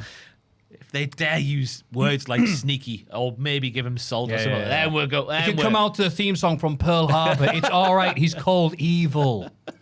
And everyone's just nodding, going, oh God, when's my contract up? Yeah. Oh, man. Oh, thank you. NXT, the feeling is back. I mean, the creative. Oh, I think, again, the evil Japanese heel at the Great American Bash. A week before the 4th of July. If he attacks him, Bloody hell. if he attacks him from behind, there's Questions. Do it for racism. Come on. questions to be asked of Shawn Michaels. Oh, God. He starts bowing all the time. He just goes all the way out with it. Anyway, back to AEW Dynamite. The Death Riders. Well, they have a match to start off with, but they actually start off the show by Moxie doing this really good promo. Like, he's really getting ready for that Bully Ray match. Like, Let's go, on, man. guys. Let's kick him in the face really hard. Yeah, like I said, it's wrestling, it's live TV, it's the sport of the gods. I'm like, and you know he means that. It's like, yes, this is just like actual stuff. They do a scrum, they go around the circle, and Ospreay falls in his ass in what looks like a trough that pigs eat out of. Yeah. What was that? That's MJF's ice bath from a few weeks ago. Do you remember? My God, you're right. Wow. That was there. They bring that around with them every We're week. sponsored by, what was it? Nordic? Oh. Nordic baths. VPN. Yeah, something like that. Sorry. Yeah, that surely wasn't supposed to happen, right? I don't know, because No, Ospreay did no. look behind him and then fell over anyway. This landed on his. I don't know, but I don't think it was. a great way. Yeah, let's go with it wasn't. That's so. in Botchamania. That was not meant to Yeah. happen. I agree. Back in the day, he would have messaged me going, "Thank you, Matthew," but he's not going to do that now. Oh, does he not talk to you now? Nah. I'll move on. Death Riders. Oh, what's happened here? So, retweeted his dodgy mates and stuff. Did he message you after the? No, it's just a very quick unfollow. What a bitch. Well, I mean, what's he going to do? Like, thank you for making my life really awkward. Death Riders, consisting of Moxie, Yuta, and Castagnoli, defeated. Oh, wait, sorry, with Marin Shafir, defeated CMLL World Light Heavyweight and Trios Champion Mystico and Brodido. Well, the theme of this week's Dynamite, it was almost like the creative team of AEW had the night off, and it was all just like, let's Hang on, have. sorry, have we missed out a name here? So we got there's two. Huh? Death Riders. I just copied and pasted. Oh, okay. No, what's wrong with We've that? got 3 Death Riders and 2 Luchas. Well, it's Bandido, Brody King, and Mystico. Yeah, Oh, Brody- Bandido's. Oh, he's in the bracket. Oh, I got confused. Sorry. Mystico and Brodido. So he's quiet. Brodido. Yeah. Yeah. Oh, but it's tagged. My apologies. I am stupid as hell. Ross is right about everything. Carry on, mate. I'm not right, by the way. It felt like this week the creative teams in AEW, like the storyline side of the creative team, just had the night off because it was all just good matches. It felt like Right. a mini pay-per-view before the big pay-per-view at the weekend. Yeah. And that The pre-show to the pre-show, the pay-per-view. Aye, the pre-show's pre-show. It was a big tease, wasn't it? It was just a Big, preview yeah. show. Because there was very little like development in certain storylines because this was Yeah. it was the middle of the show wrestle wank, but at the start. And then we had like 7 more wanks after that as well. Brody King looked fantastic doing the alley-oop springboard arm drag on 2 men. Not on my bingo card, but he is my hero. I've written down there for some reason. Mystico, probably the other man of the match for me. I think he was, obviously you got to drum up interest because he's on the card at the weekend there. It's the Bucks versus El Sky team, which is Mystico and Mascara Dorada, Tony Khan's favorite wrestler. And Unbound Co, Shingo Takagi and Titan. God, I've not seen Titan wrestling in ages. Yeah, so that's the match of drumming up there. Heel bollocks for the finish for those diddly Death Riders, who are babyface, but also heel at the same time in the booking here. Bandito versus Mox at the weekend for the title as well. But as I say, there wasn't much to go off in terms of like, oh, that's a storyline beat going forwards, by and large. This is one of those matches here that was just like, let's have a good wrestling match. And there's no notes there. It was a good wrestling match, as you would expect. It was. Hell yeah. Brodito and Mystico teaming up is like the most babyface team ever, innit? Yeah. Just love them. At the minute, yeah. Mystico looking great. A nice sequence taking on both Claudio and Yuta at the same time. That was fun. Fun lucha moves by Brody. Death Riders did a good job of grounding them down, but also just being good punching bags for the faces. It's what you'd expect. I'm glad Brodito's a team again. Yeah, we got to hear Mystico's theme, so this was the match of the week by default. My God. I'll put hairs on your chest, even if you don't want them to be there. Yeah, everything you guys said, I have nothing to add, so I'll move on. Team Briscoe knows what's on the line at Forbidden Door. No pressure, lads, because Darby Allin's like, I want you to go as far as I will go in this match. Imagine hearing that. Don't Everyone's do going, that. no. I couldn't. You first, Darby, be right behind you. Yeah, Roddy hasn't forgotten what the Don Callis family did to his best friend, Adam! Hopefully that wasn't Hi. too bad, Jill. That was okay. Orange will make sure the lads have backpacks at the weekend. All my notes are finished for that segment. Yeah, I've got nothing to add. The only thing I got here was, okay, yeah, all prep and hype for this cage match, multi-man's going to be good.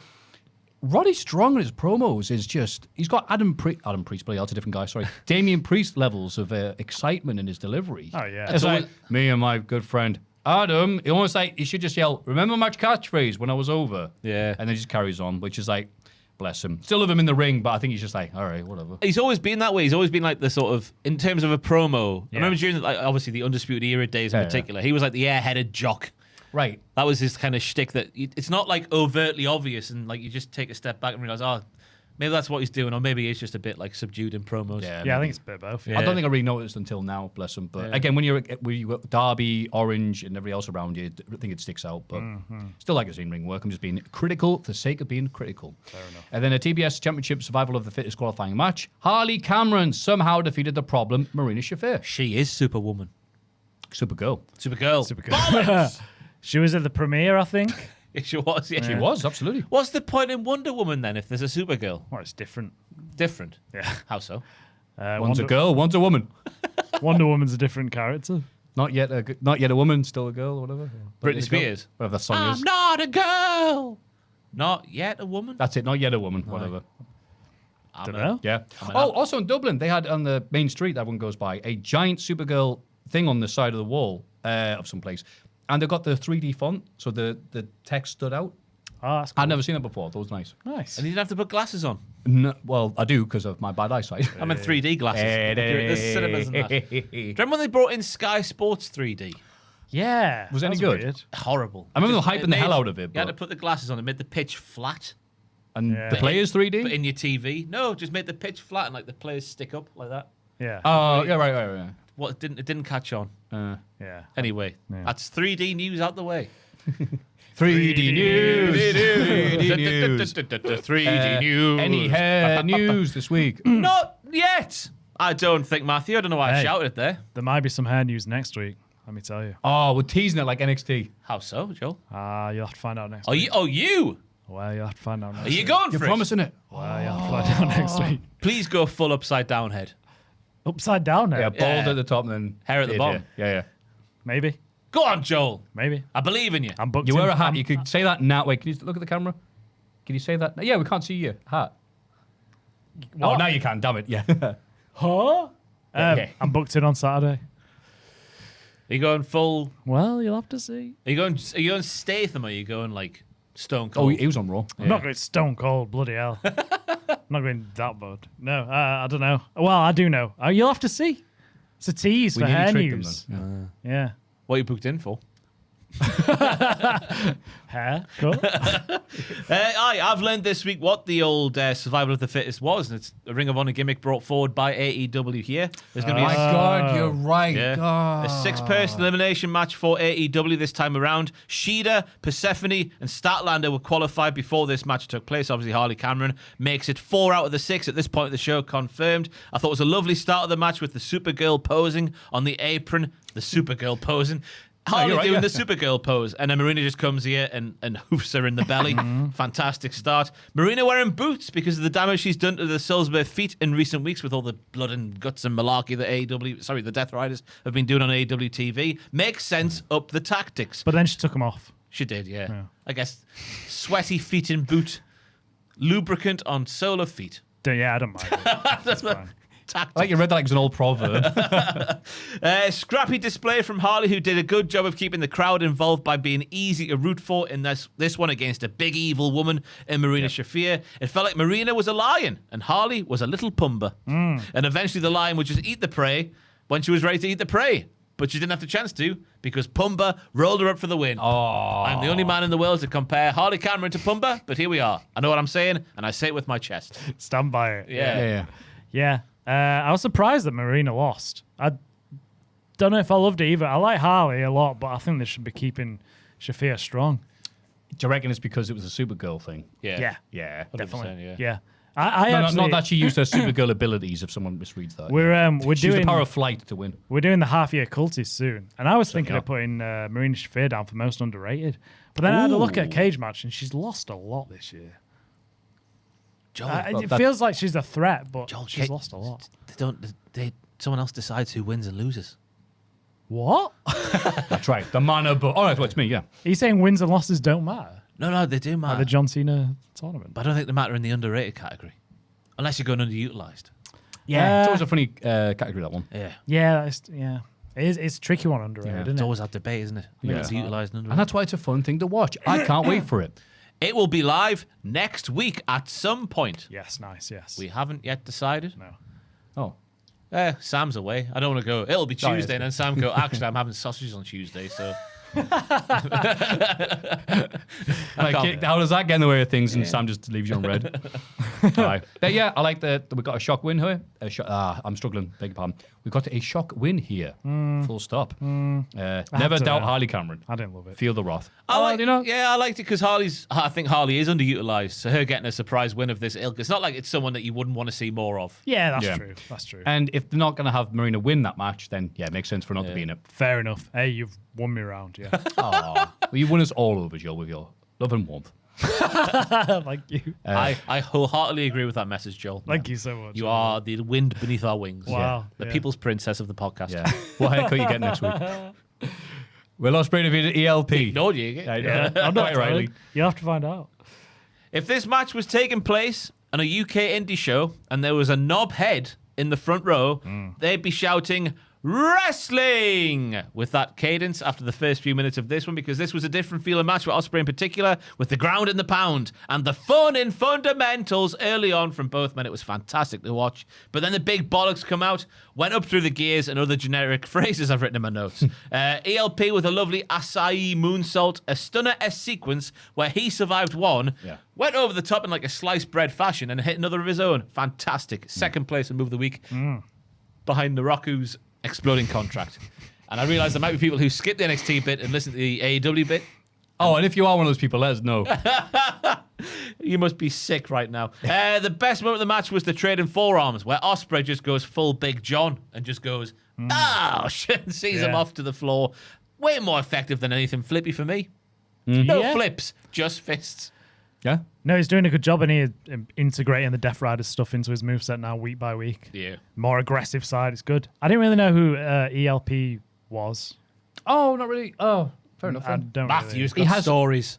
Yeah. Yeah? Yeah, but no. Round Newcastle upon Tyne. Really? Oh, absolutely. Back when North was running the Key side, he was a very popular wrestler there. Oh, right. Yeah. Oh, good. Oh, yeah. Jack loves him as well. God. Well, he was pretty good here. I liked it. What was the story about him dancing and getting in bother? Yeah, did he trip over someone? Oh, no, so he had his foot out. And That was tripped Jack over. and Mark Henry, that man. Yeah. I forgot about that. Oh, those photos of drunk Those Jack. pictures, yeah. Bless him. All right. Real one, Jack. Yeah. It must be nearly a year, is it now? Oh, Jesus, you're right. It No, was last- yeah, mate, way over a year, yeah. It was last No, summer. it won't wasn't be over a year. I will don't know it? when it was. No, it was like Pachiti in spring and then him in summer. No, Yeah. but Cheating Jack was within weeks of each other. Yeah. But we staggered out a bit, didn't we? Yeah, it was Not really. a little. Well, we tried to. Anyway, any thoughts here? I'll just like to match. I just I'm not that keen on Forbidden Door and the build to Forbidden Door. I'm spitting because You're spitting facts, my player. it's like you said. There's no stories going on. It's just all right. This guy's mates with this guy who I'm going to wrestle on the pay per view, so I'm going to wrestle him on the go home show.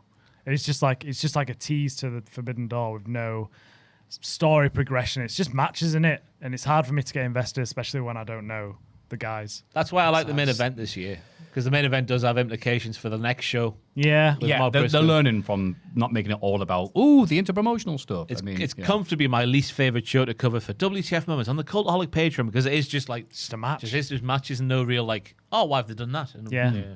So yeah, the build, I'm just not like this whole show. I was just a bit like, I'm not loving this. Fair enough, mate. Do you want to learn more about ELP after watching this? Nah.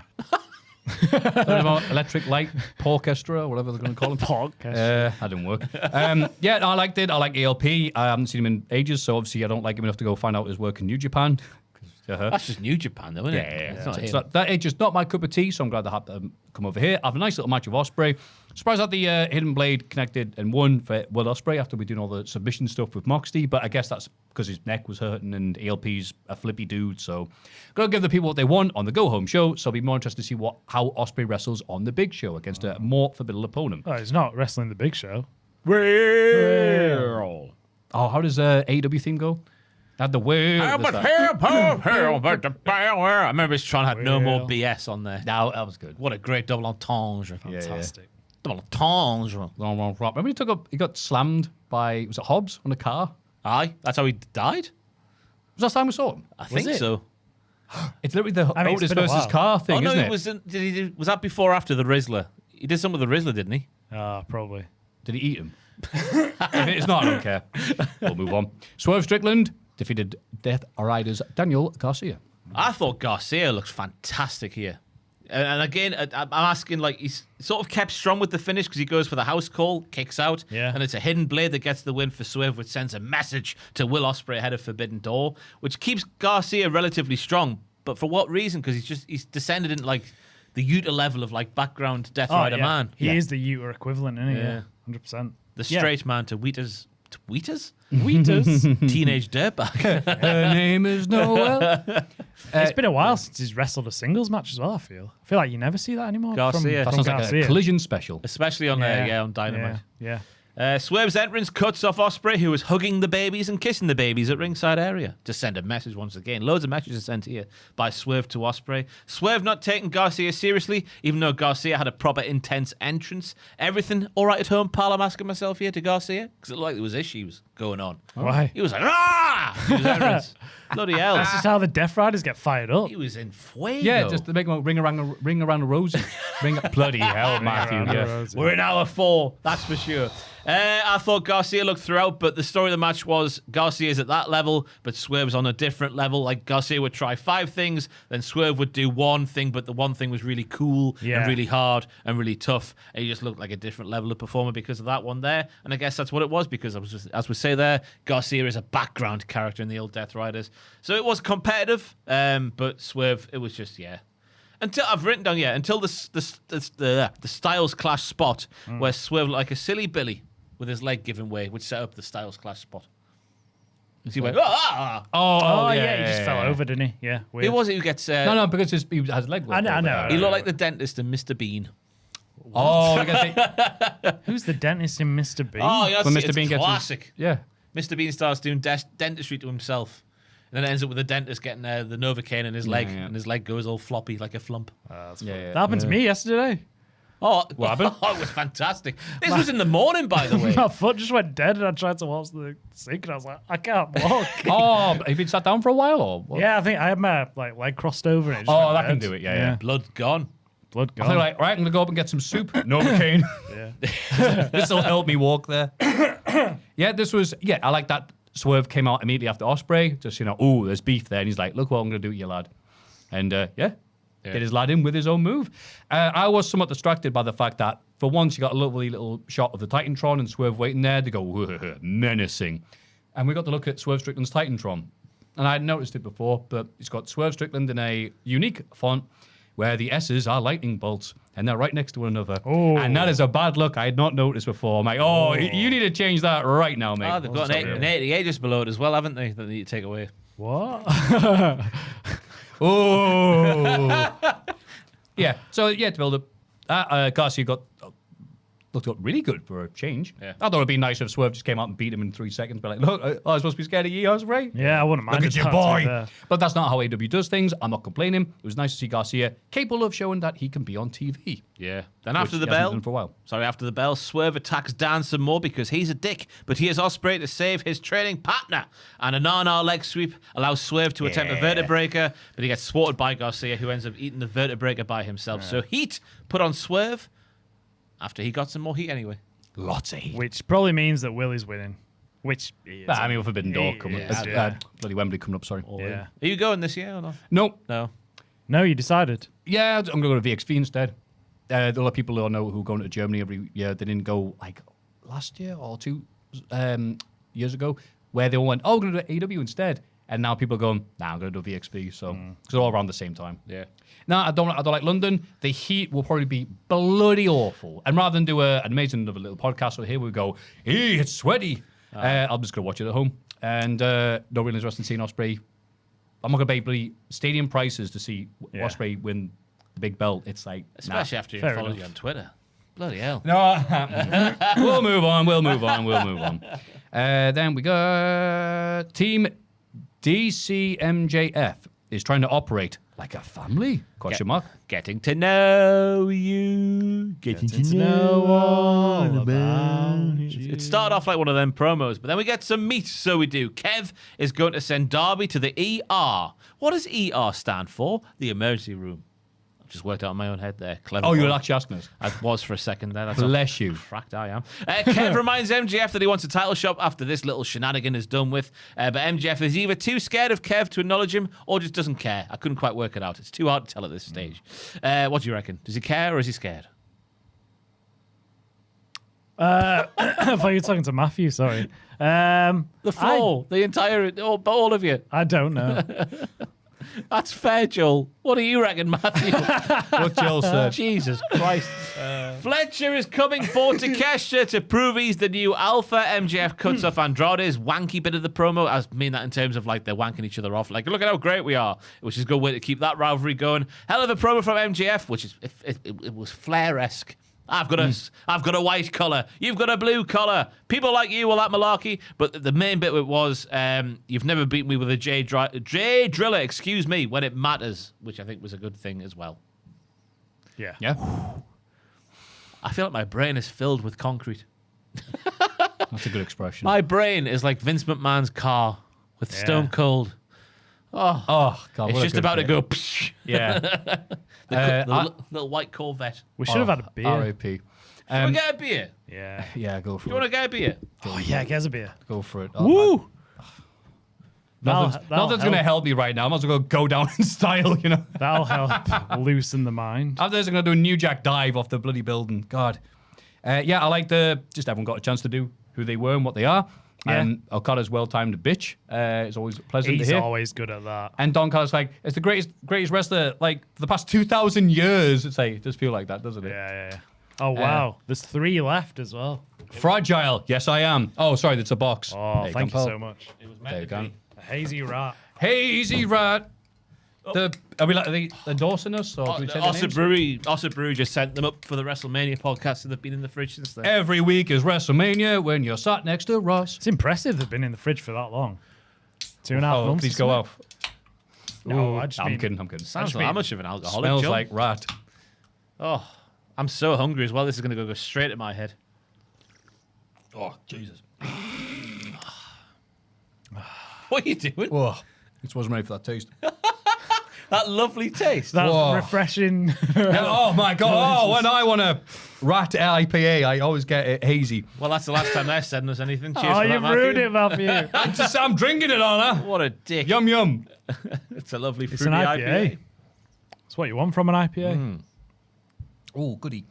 Then Zack Sabre Jr. with the TMDK's Mikey Nichols and Bad Dude Tito defeated Jungle Jack Perry. Oh, I'm not saying had a face like Buff Bagwell on Thunder when he's found out he's losing to Scott Steiner, but he definitely didn't look as happy and chappy as he usually does. I thought it was an interesting booking, this match. Go on. Because Zack Sabre Jr. is obviously facing Kenny Omega at the weekend, where the story, if there is one, is like, who is the best in the world? Yep. And numerous times during this match, Jungle Jack Perry, who you wouldn't say is known for like the technical wrestler aspect of his character, out-wrestled Zack Sabre Jr. multiple times during this match. I think I said that sentence a weird way. No, we know what you mean. Yeah. Yeah, like if it was Malenko. Yeah. I'm the best technical wrestler. I'm also 3'8". You'd expect him to wrestle another technical guy like Simon Gotch, and instead he's wrestling Viscera. Yeah. Because in the early going... Horrible analogy. I know what you meant. In the early going, they were just rolling around the ring, and Jack Perry was... he said Jack the Chopper there. Jack Perry was getting the better of Zack Sabre Jr. How good would Jack the Jobber look like with Jack Perry's hair? Oh, yeah. He'd go to every Italian restaurant in the world.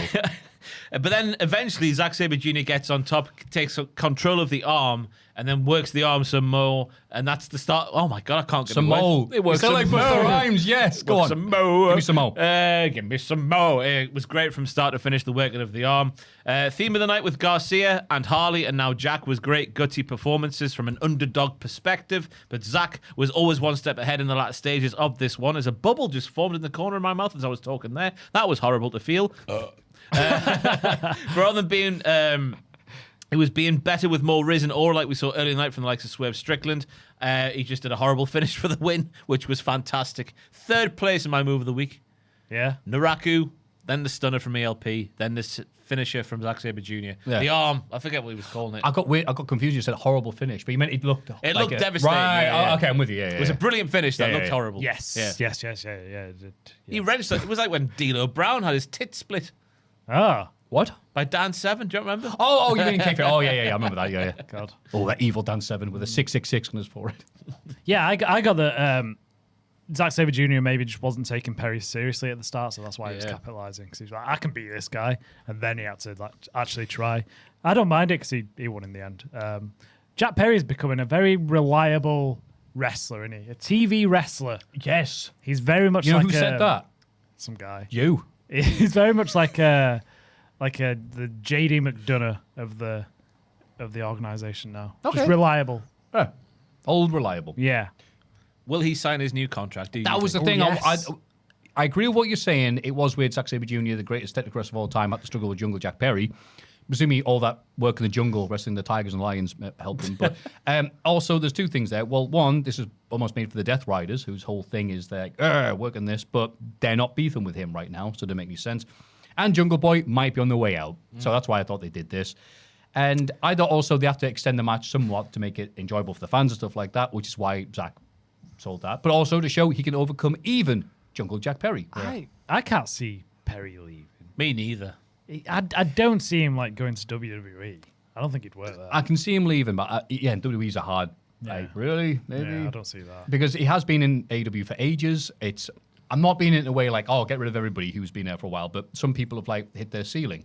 There's new people come in. Bloody Tony Khan said, here are the new 4 pillars this week. I forget who they were, but Jungle Jack Perry was not on that list. Mercedes Monet was one of them. Tekla was one. Tekla was one. Kev Knight was one. And Yeah, the there we fourth, go. I cannot remember. Bailey? Maybe? Speedball. Well, whatever. Yeah. No, the one Not Raw.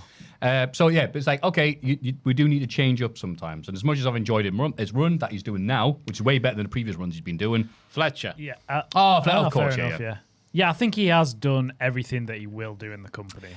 That's I it. don't think he's going to go past mid-card title. Right. Or tag team titles, Yeah, there's some people, like Rocky Romero or Trent Barretta can just stay there and be part of the scenery, but Yeah, but Jungle that's- wants to do more stuff in his life, then fair play to him. I don't That's think it then, anyone's yeah. sitting there backstage in WWE thinking, it's a money match down the line. We'll get Jack Perry in.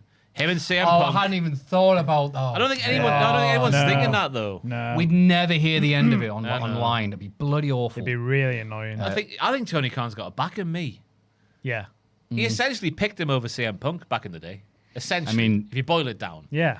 I think so. Also, yeah, that and CM Punk being bloody unworkable. Yeah, I know, Apparently, yeah. CM Punk had this issue with a lot of people backstage. Oh, but if they replaced Jungle Boy with, Alistair Black, They can't. he can. He's Tony Khan, not Tony Khan. Credit Jungle Boy for only landing a mid double underhook suplex because his arm hurt from being worked on. Good lad. You'll do well in MLW. And here we See go. that? There we have the Young Bucks absolutely destroy TMDK. Yeah. Yeah, there wasn't much to this match. It just felt like the Bucks were getting their reps in ahead of their match at the weekend. This is the point in the night where I was like, am I watching a pay-per-view? It's just match after match Yeah. after match. A bloody conveyor belt of wrestling. It was fantastic. Zach, I guess the main... they got the Bucks on TV. They're on the pay-per-view at the weekend. You can see them do this there. That's what the point of the match was. But after the bell, Zack Sabre Jr. is back to attack Jack. Jack is also back. Perry. Zach is back to attack. Oh, wait, Shouldn't have Jack had Perry. Worst decision I've had. Jack Perry's back. Jack Perry is back and Zack is back as well Zack is back. Yeah. for the attack. The Zack attack. And then, Zack attack. and then Brian Johnson On comes Jack? out and sings Back in Black. Kenny Omega is here to confront Zack, but Zack runs away because he is a fanny. But not before we see some terrible strikes between Kenny Omega and Zack Sabre Jr., where the camera is zoomed in on them, and it looked awful. When the camera panned out and there was the wide shot from the hard cam side of the arena, it looked fine, but close in. Yeah. It looked Ross woeful. is a drinker. Ross is getting emotional thinking about this. For the audio listeners. Ross, it's all right. It's all right. I couldn't believe it was Zack Sabre Jr. and Kenny Omega with these forearm exchanges. It looked awful. I have to go back and watch it. I think it looked I didn't notice. Just the zoomed in bit. It looked really bad. But obviously, when they Yeah. zoomed out, the cameramen didn't do any right. favours That there. can happen. Fair Remember Becky Lynch in Survivor Series? Yeah, that kind of thing. Yeah. Kenny says he's on for redemption after he wins at the weekend, and once he does win, everyone will forget Zack Sabre Jr. just like they did last year. Music hits, I guess that's what the script said, but then Zack Sabre Jr., fair play, was like, nah, you ain't I like there. that, yeah. You're not getting just away with that, and that be the end of the segment, so he gets the microphone. It initially wasn't on, I don't think. He then just says, what did he say? Something about Yeah, great. hospital. Try staying out of the hospital, That's mate. Darling. He called Darling, him Darling. yeah. Darling, Stay it's out of the good. hospital, darling. And then, 1-1. Ah, 15, Good on 50. him. A pair of got-hims to end the segment Yeah. there.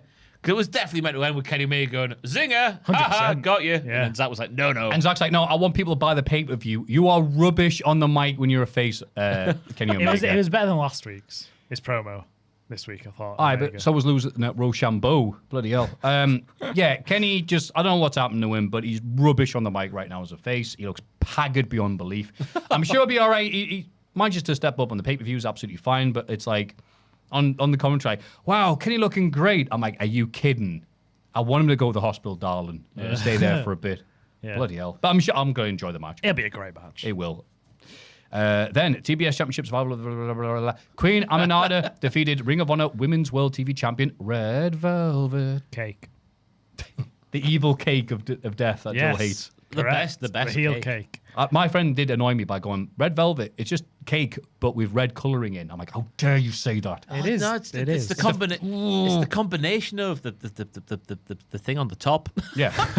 and the thing in the middle and then the red and then It's right. I've really hurt the ball here. You like the Family Guy Bill Cosby thing, you know? Everything goes to the top and it goes to the bottom. Don't you dare compare me to Bill My Cosby. God, we're doing Bill Cosby Family bits Guy now. impression of him, I said. This What a wonderful world. Another ding dong. No real theme to it. Just two lasses going for it. It's a Velvet Sky. Red Velvet had her moments there. The Casadora of Brett's rub, followed by the massive frog splash, looked absolutely fantastic. Velvet apologizing before going for the finishing kick, what I guess in her mind thought was the finish. I thought it was a bit weird. Aminata then fires back with a couple of massive strikes to win. The finish looked like a shoot. A shoot, my goodness me. Didn't hit the heights of other matches, but not all matches have to. It was good, but I guess we've been here before with Queen. I've honestly hit a wall here. We've been here before with Queen Aminata. Yeah.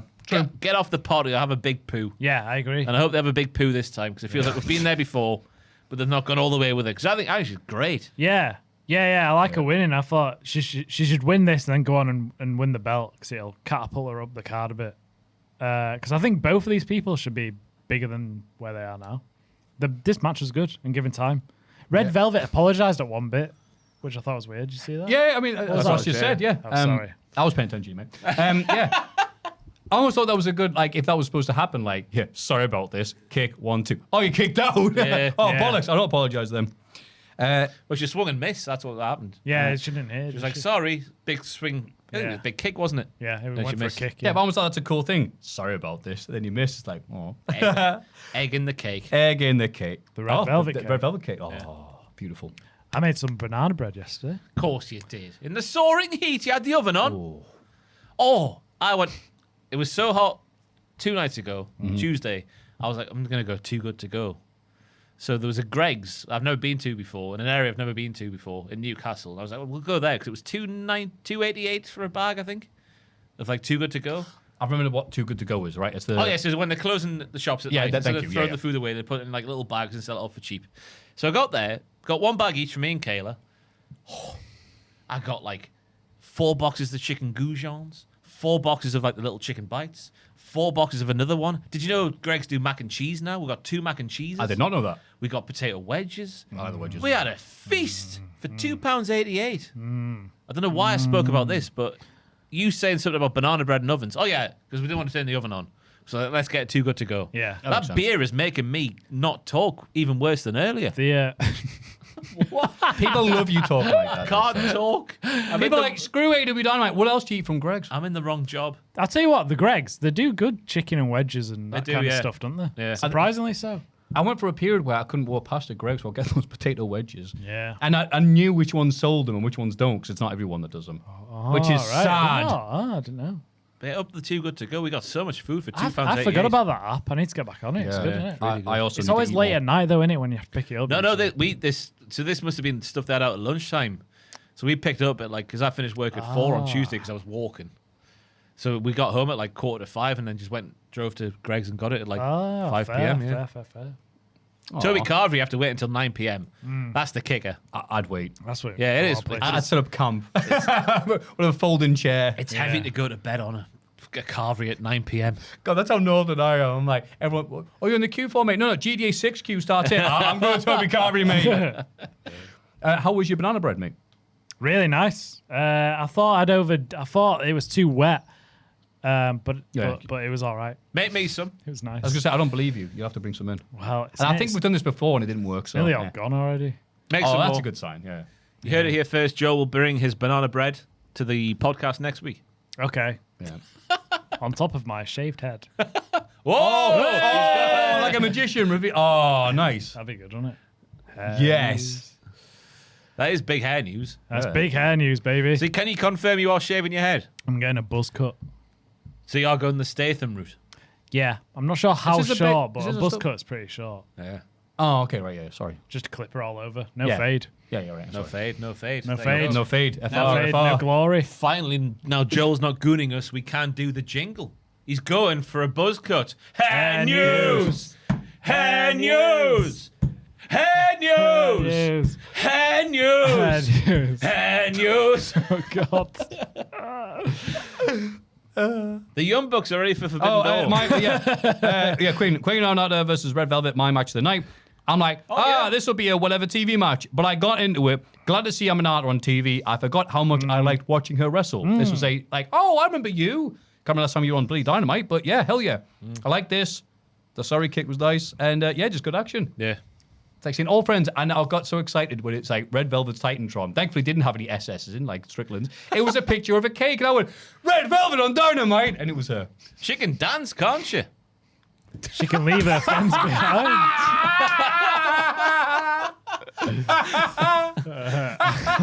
I was just thinking about Tron now. I was like, her entrance, she can bloody dance. Yeah. She can really, really dance. You can leave your friends behind.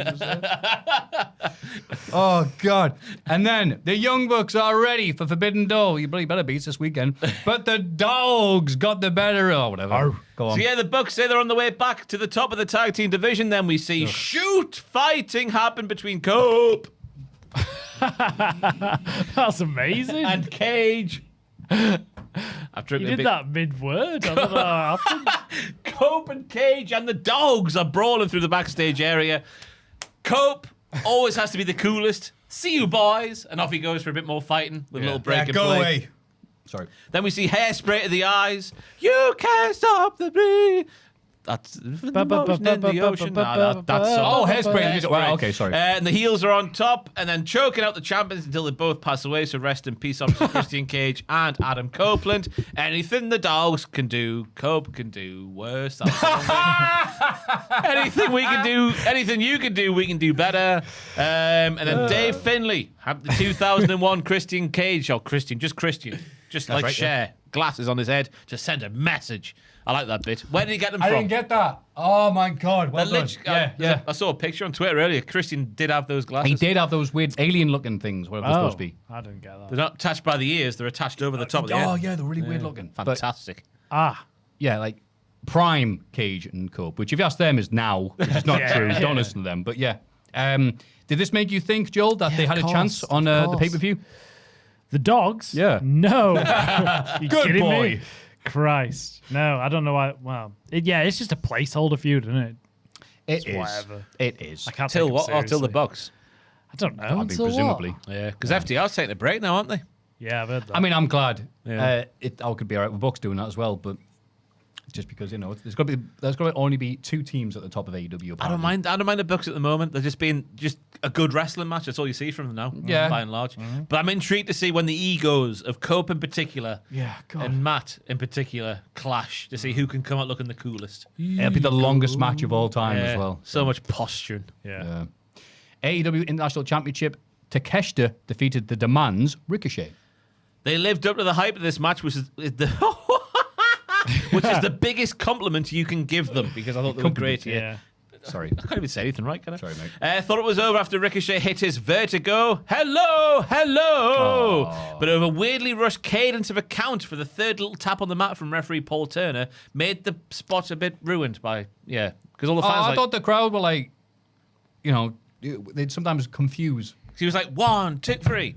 But then obviously that was like, everyone's like, what the hell's going on? Yeah. I think even one of the commentators said, what the hell's going on here? What the hell was maybe it? wrong then, to apologise. Following that, it looked like it was all over as Ricochet hits his version of a V trigger and a shooting star press, but Takeshita hangs on once again. Then we get a big flip off the German off the top from Ricochet, the spot he likes to do from time to time because he can. Bless you. Sorry. Go on, Joel. Go on, Joel. Do the noise. Charlotte. Flame. As it looks like Takeshita is powerless in this match here against Trevor. But then a massive powerbomb turns the tide. But it doesn't. It's not even a tide. It's the opposite of a tide. Drought. A drought. Yeah. Yeah, it was a drought. As Ricochet's back on trickle. top after a Rico assault is kicked out. And it turns into a bit of a Triple H TV match structure because Ricochet's on top for ages. All the bombs are being thrown. Takeshita's hanging on. But then essentially, it's a big E and a raging... A big E? A big knee and a raging fire for the win for Takeshita. Yeah. So it was like one move to turn the tide, one move to finish it. The Triple H match structure. Yep. Yes. Fair. Yeah, good pairing here. Ricochet can hang with just about anyone and got some good offense in. Really smooth. The Rick Assault, when he did it, was getting over. People were chanting Rico Assault. That's good. Yeah. Well, is it good? He's a heel. I don't know. Doesn't matter. Good chemistry with these two. They really went for it. Great main event. It was obviously always going to be good, but it was really good.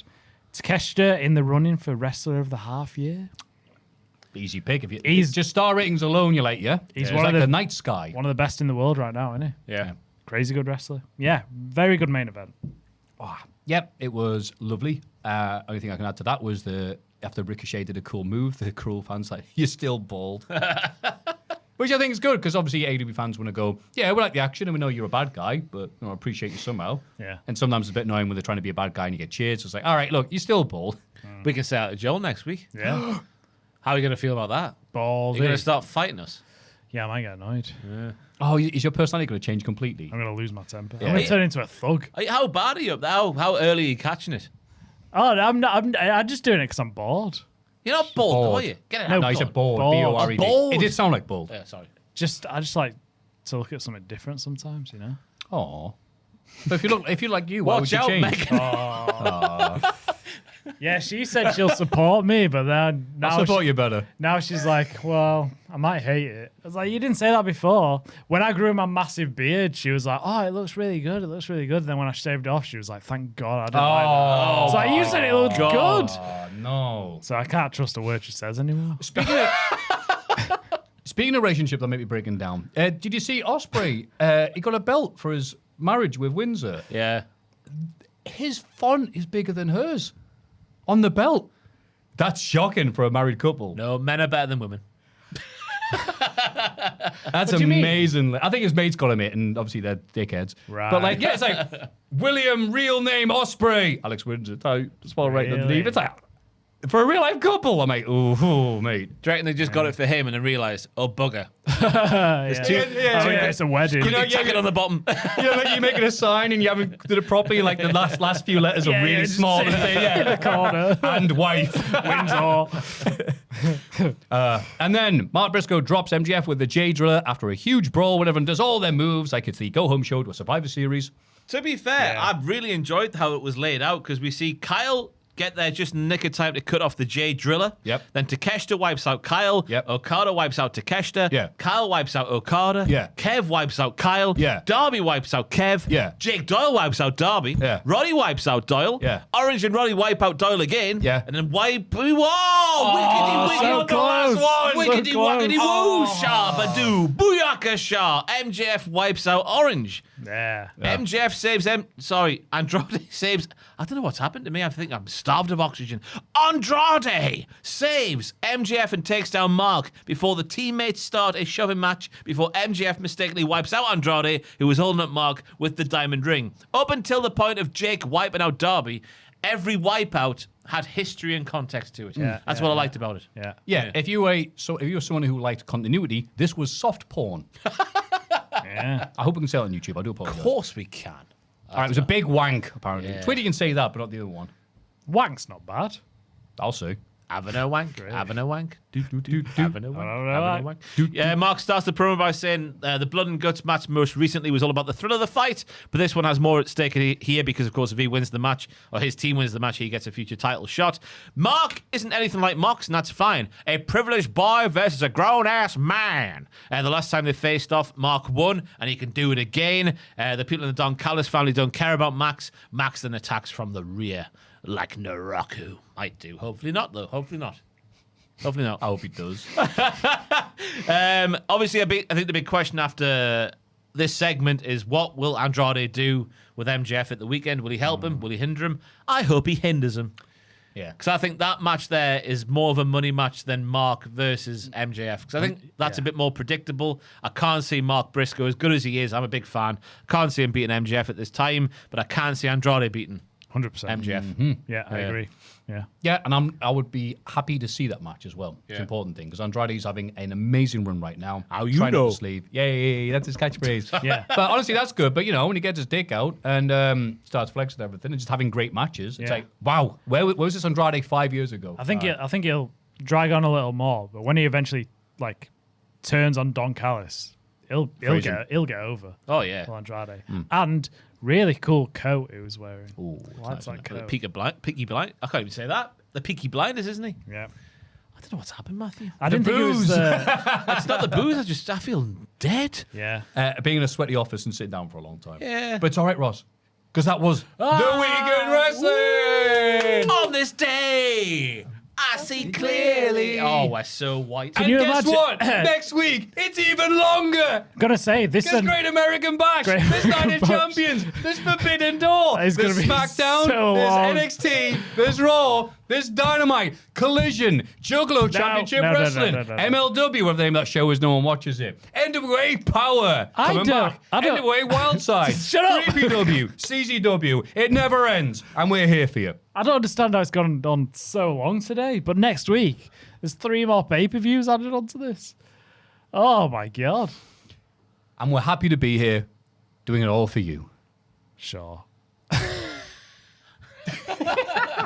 Let's have a rummage in our mailbags. The mailbag. Good evening, you little sauce pots. Oh, thank you. Good evening. After finally subscribing to the Patreon, I am currently making my way through 20 after that podcast. Almost as scrummy and girthy as Joel. Well, they'd say almost. This got me thinking, is there anything wrestling related or otherwise, if you're struggling for wrestling ones, that you were late to and wish you'd gotten around to experiencing sooner? Much love for all of you and everything you do. That is from an inanimate carbon rod, a.k.a. Jamie from Gateshead. Oh, up the Gateshead. Up the heat. Up the Lee heat. Cattermole taking us forward. He's the new manager of Gateshead. Oh, that's right, yeah. Yes. What happened to the previous one? Was it like really dodgy? He left, I think he's taking a job at some... Was it Carlisle he took a job at? I don't know. Oh, someone was telling me like that. Former was like Newcastle goalkeeper Rob Elliott. That was it. Some of you used to play for Newcastle and he just stitched them up. I don't know if That's what I was told. Yeah. Anyway, I'm talking bollocks here, sorry. Yeah, so what's something that you got into that you wish you got into earlier in life? The Office, the US Office. When did you start watching that? 2014, which is when it was Okay, the year it yeah. ended, I think, or the year after it ended, or the year before it ended, something like that. Lucha Underground screams off the page to me for this question because I missed it completely when the first round was going on. Richard Tubman, editor, man, boy, pig. I don't know where that came from. He was just always wanking over Dario Cueto, going like, "Oh, he's an evil boy." Quite You should right. Watch it and all that malarkey. So, and I never did until fairly recently. So, should have hopped on it while it was a thing.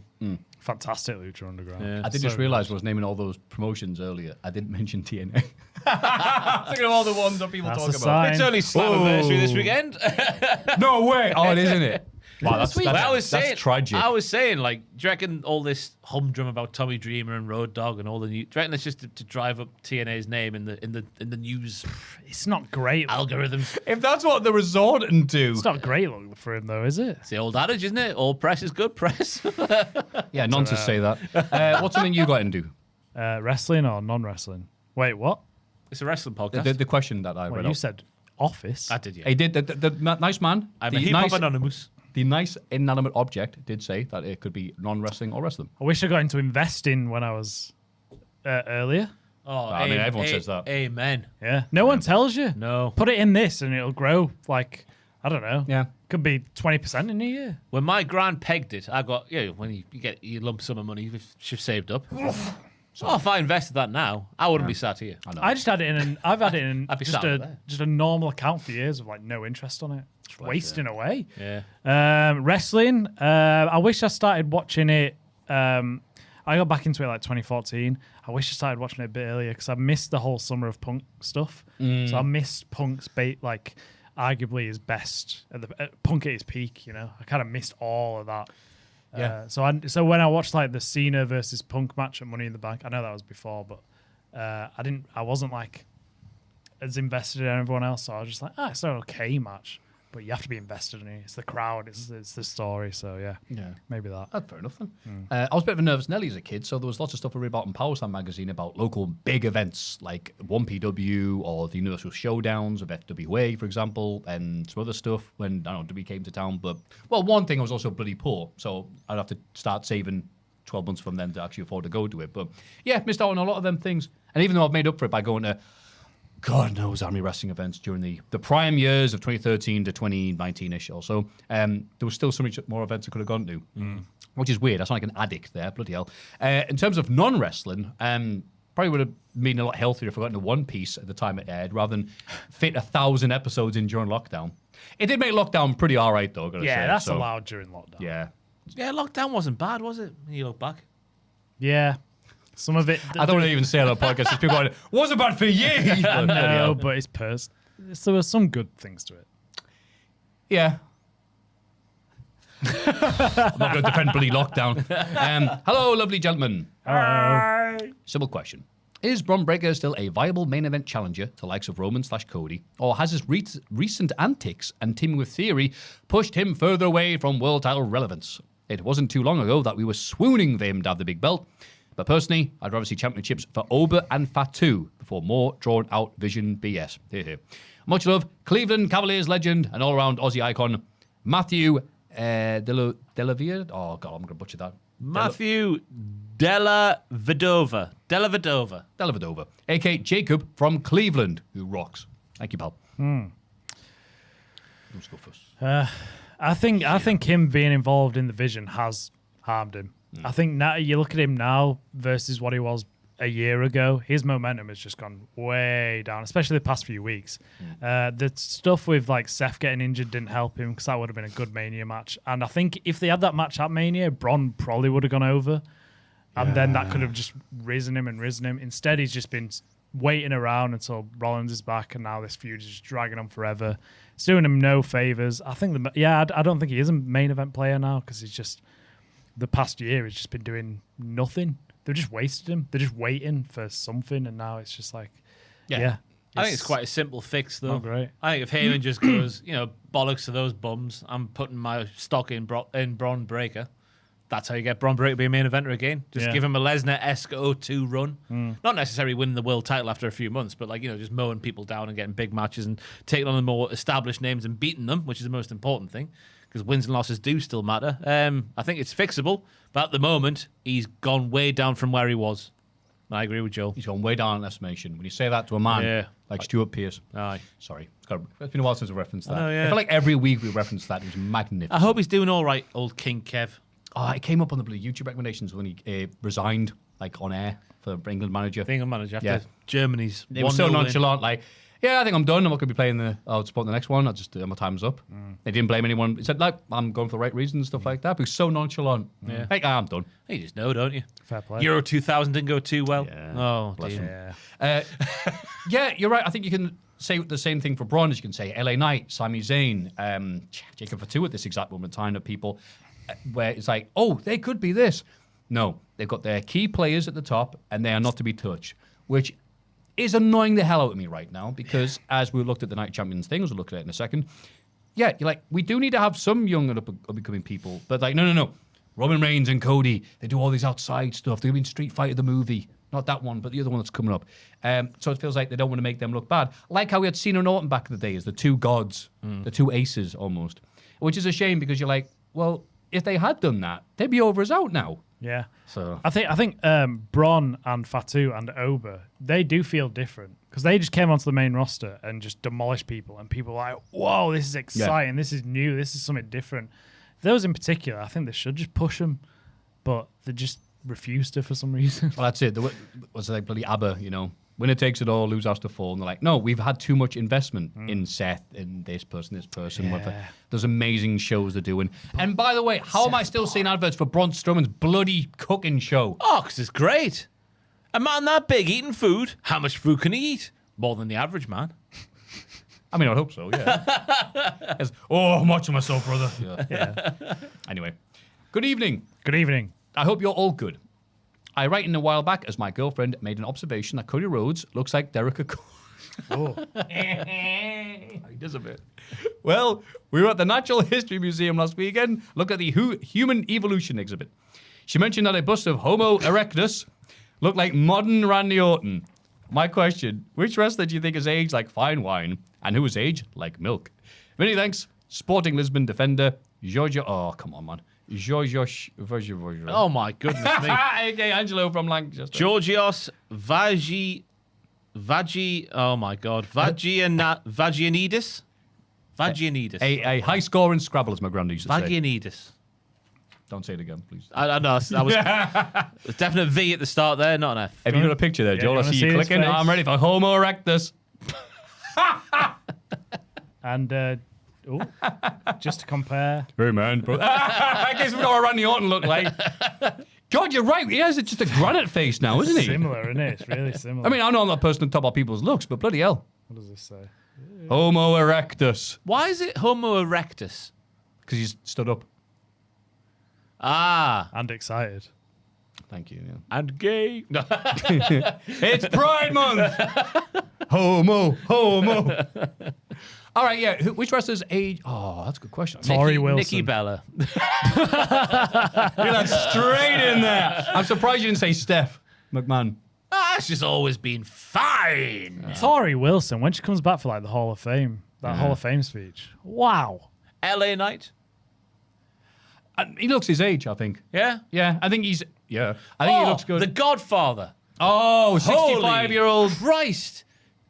I put that hetero erectus to his friends. Search up a picture for the Godfather. I saw it on the Twitter machine this week, and I shared it with the work, and no one replied. I think everyone fell over. I was going to say I was too stunned. I looked at it and had to shave. Ricky Steamboat. That's a good one. He always kept himself in great shape. Whenever he comes back to WWE TV, he looks great. Yeah. Silver Fox. Oh, I know. Bloody Jimmy Hart. Looks exactly the same now as he did 30 years ago. That is the Hail Mary. That's a good one. That's the answer. Bloody hell. Up the Jimmy Hart. One of the people who's been around forever, since bloody Stonehenge was being built, and no one's got anything bad to say about him. What's your secret, Jimmy? Stonehenge. I've been a nice person. I'll never last, Jimmy. Don't be daft. Who looks like crap? Oh, God. I don't know. That's a bit harsh. We're all getting old. I didn't think about that one. Who looks rubbish? The guy, lad Tate Wilder from NXT, who looks way older than he. Oh, you know, okay, yeah. That's not saying he just looks older than he is. He looks good, but just looks older. It's a particular because it's the way he dresses. He's trying to. I mean, I'll go with this period. It's like myself, Chandler Bing wearing roller skates. There you go. Yeah. I'll say Ric Flair. What? To be cruel. It is like Chandler Bing wearing roller skates. Sure, yeah. You say who? Ric Flair. Yeah. I mean, he is old, Understandable. though. Bloody hell. I'd really, really harsh to go, who looks old? I'm like, well, we're all in decline. I know, yeah. I refuse to answer. That's the best way to get That's out of it. bollocks. You're on a podcast. I refuse. I'm making a stand. Who looks awful for their age? Who looks bloody Me? haggard? How about that? Yeah, I look pretty bad as well. I look awful, yeah. I'm only 23. What did someone put? I'm not sure if they're making it up or something. It's like some young lads walking past an adult male and was just like, look, lads, that's us if we don't put our heads down and work hard. I don't want that to be to me, so that's why It's I'm like when I had jogging. my mullet and I was in Lady Grey's and there was some lad at the bar and his pal was like, what did he say? He was like, look, Dad's got your haircut or something like that. And it was talking about me. God. And I just leered over and like, I heard you. And did you do anything? No. Oh. Talking about you, not to you. Was it Dad he called? It was something like that. Daddy? Told your dad because you had a mullet. I just got a bit grey hair. A bit older. Oh, right. I thought that because there's mullets everywhere. But they're all young. I was saying that in County Durham. They're which I don't largely think is a young compliment. people, aren't they? Yeah. So I gave up the mustache. I'm like, well, only cool people and freaks wear this. And it would motivate me to look cool. It did not have that effect at all. Yeah, mustache is tough. I liked having one, but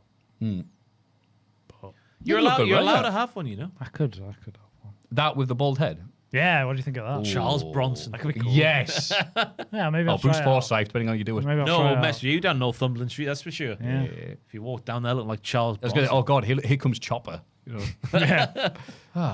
Well, thank you very much for those lovely questions. If you have any, please send them to mailbag@cultaholic.com. It's Cultaholics.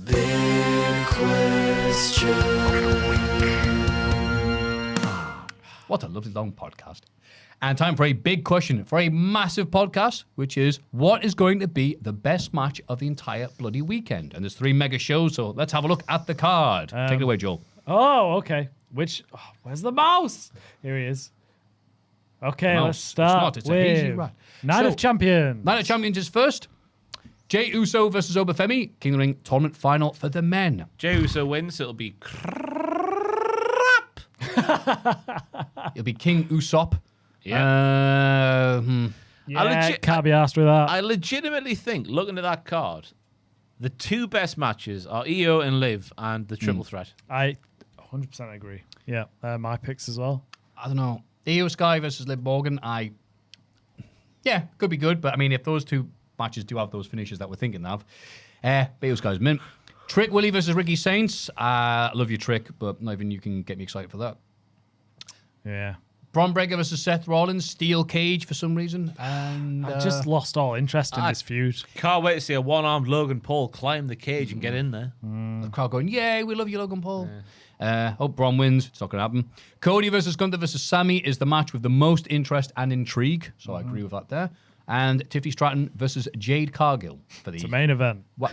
It's so weird who puts these bloody things down. Is it just in order of announcement? Must got to be. Must be. Yeah. But yeah, I'm with you. Cody versus Gunther versus Sammy is the one I'm looking forward to there. Same. Yeah, in agreement. Fantastic. Next Double up, or nothing. In. a Let's massive start from bunch of here. pre-show. Is the Rizzler on? The pre-show out of interest. He is. Yeah, he is. Good Well, God. yeah. Wait a minute. AJ's team with QT Bargain. He killed him last time. Shocking that. Cajun Cope. Hang on, these have all got times next to them. Wait a minute. What? Yeah, have you loaded up? Wait a minute. Hang on. Double or No, nothing. you have definitely clicked. It does say Double or Nothing 2026. Yeah, but it's Forbidden Door. we're Yeah, looking it's for. Forbidden Door. Oh my god! I didn't even notice that. Ah. Joel is Googling. Wrongly. Joel is Googling. Incorrectly. Oh my god. Professional wrestling and an unprofessional podcast. Here we go. And we'll start again. Cope and Cage will defeat the dogs. Yeah, Yeah. I think it'd be good, but yeah, It'll be all right. it's a foregone conclusion. I'm not asked. Divine Dominion versus Thunder Rosa and Olympia. No, who does that's not have. pre-show. No, it's not. It's number one. Pre-show. Wait, one P. Oh, that's a weird way of doing that on Wikipedia. The Young Bucks versus El Sky Team. I almost said Slay Team because again it is still Pride. El Sky Team versus Unbound Co. Yeah, it'll be a fun tag match, won't it? Lots of flippy stuff. That's potential match of the night right there. It is, to be fair. That's a good team in it, Mystico and Dorado. Yeah, hey, pay-per-view, Mystico, entrance. I'm all for that. John Moxley versus Bandido. Oh, That's potential match of the night I right think there. that might be my pick. Well, actually, no. that match is going to finger. Second best. It's gonna hump. Yeah. Oh my god, I didn't know this was happening. Showdown Minono versus Pac. Yeah, Is that Moxley's random, young yeah. boy from back in the day? Yeah. Shooter. Shooter. Shoot me in the Shooter corner. versus Shura. That match is potentially the match of the night. Oh, yes, I'm excited for that. Tekla versus Starlight Kid. We didn't mention the Tekla stuff on the recap of Dynamite. We do apologize, but my God, she has single-handedly made me very interested in this pay-per-view for her feud against an entire company. Yeah. I did enjoy the man in the ring trying to avoid her spit landing on the Stardom logo. Yeah. I like that, how petty that was. That is potentially match of the evening material. Yeah. Mercedes Moné versus Jeff Jarrett's favorite wrestler, Maya World. Given her performance the other week, I'm very looking forward to seeing Maya World wrestle here, and Moné's having a good run, so yeah. Potential match of the night material right there. Be a Damn it, it's fantastic just match. looking Yeah. spicy. Omega versus Zack Sabre Jr. I mean, it'll probably be good. I hope Omega looks all right in it. Zack Sabre Jr. is going to be absolutely fine. Yeah. Won't be my favourite, I don't think. I think that's potential match of the night material right there. Yeah, should be. Ospreay versus Swerve Strickland in a Ospreay wins and goes on to Wembley match. Christ. I think that is potential match of the night material right there. That's the only thing looking holding. stacked, isn't it? I The only think, thing holding it back in it is the fact that it's pretty obvious that Will's going to win.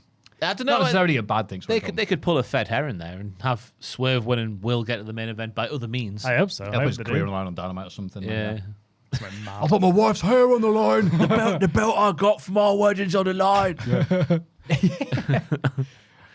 Team Briscoe versus a lot of people versus MJF versus a lot of other people in a big old cage match. If Briscoe's team wins, he will earn an AEW World Championship match against MJF. I'm sorry, I thought it was whoever gets the fall gets it, but it's not. It's gonna be Mark Briscoe. No, just Mark, yeah. They're all fighting for Mark, whereas MJF has paid his friends. Yeah, he's paid them. I don't think this will be match of the night. I don't know what it is, but I think it will send the crowd home happy. Yeah. My vote is Ospreay, Swerve. Oh God, you bugger, you. Oh, it's like picking a favorite kid. Mox versus Bandido. Yeah, just for the sake of variety. Yeah. Oh, you saying that as well? No, that's my second choice. Ah, I see. Mine's Swerve, Ospreay. I'll go for the triple threat tag match. There's something about Young okay, Bucks yeah. triple threat tag matches on pay-per-views. Yeah. There's a special magic in the air. I don't know El Sky team. I know them obviously individually fairly well, but not as a team. Yeah. What about Unbound Co? I don't really know them. I've seen them Oh, both seen both wrestle. mint. Yeah. Yeah. Titan, I've not seen bloody wrestle ages, like, so be good Yeah, to I've see seen how he is now. Shingo, but Yeah. yeah. That's probably the most excited I've been for a Forbidden Door event. It's a good card. Yeah. Bloody hell. And if that wasn't enough, and it really is, NXT's Great American Bash. I haven't got. Do you want the card for that? Nah. Naraka win the title. Naraku will steal the weekend. Yeah. And our heart. Naraku in the thumbnail. The laugh after he holds that title. Oh, a joyous You know laugh. what I hope they do? I hope they have a little dangly microphone somewhere near him so it doesn't look like he's mic'd up, but the laugh just takes over the entire arena. Yeah, That's what they that'd should be do. nice. Or the shed, wherever. Oh, Just an echo. Knowing Shawn Michaels, they'll have it pre-recorded and out of sync, like back in the day. Shame McMahon doing it. Like the films I grew up with. Yeah, all right, Sean. Wow. Wow. What a stacked weekend of wrestling. Big weekend. Bloody hell. I might not be able to watch all of that. Is there a content creator I can watch who can let me know all the innings and outings of this over the weekend and make my life so much easier? Yes. It's Cultaholic Wrestling. Yeah, we've got bloody boatloads going on. Bobby Lashley and Ben Potter, Esquire, are watching a show in this office together. Ben's coming. Which you can watch. Yeah, I'm at the England game. I'm not at the England game, but I'm going out for the England game. Oh, nice. So I can't do the live stream. I don't know if with Ben was Bob. doing They are Nice. watching Night of Champions. They're watching and Night of reacting Champions. to it live. So that's live on the Cultaholic YouTube channel when the show is going on. Then there's no live stream for Forbidden Door because we're down to bare bones here. Give us a chance. What Happened At with Tom Campbell, edited by Joel and Bobby, will be live on the channel after the show goes off the air. WTF moments for the Saudi show and Forbidden Door will be on the Patreon, hopefully at some point next week. But again, as I say, we're down to the bare bones here. We're trying as best we can. The podcast will be live next week with, as we mentioned there, 2 or 3 more extra reviews on top of the reviews we already do. And maybe a shaved head. Maybe a shaved head from Joel. Who's to say? Is there any more for any more? Is there a What Happened At for the Saudi show as well? Yeah. Yeah? Yeah, I'm editing that. Joel's editing Solo that edit. for Tom. Have I missed anything? Me think and you've Tom will nailed it. return for the Cultaholic Classic SmackDown review. Yeah. The one after Vengeance 03, where Vince McMahon bled hard way for Zach Gowen. And then he beat him. What was the point in that? So yeah, patreon.com/Cultaholic. We did a match club myself this week, and me and Bobby Lashley did watching Shane O'Mac versus Kurt Angle. It was 25 years since that match at King of the Ring on Thursday, I think it was, or Wednesday, one of the two. Apparently Shane rang Kurt up and had a little chat about that with him, which was nice to see on Twitter. What, recently? We rang him up on the anniversary going, hey, it's 25 years since we did that. Nice guy, Shane. The best in the world. No.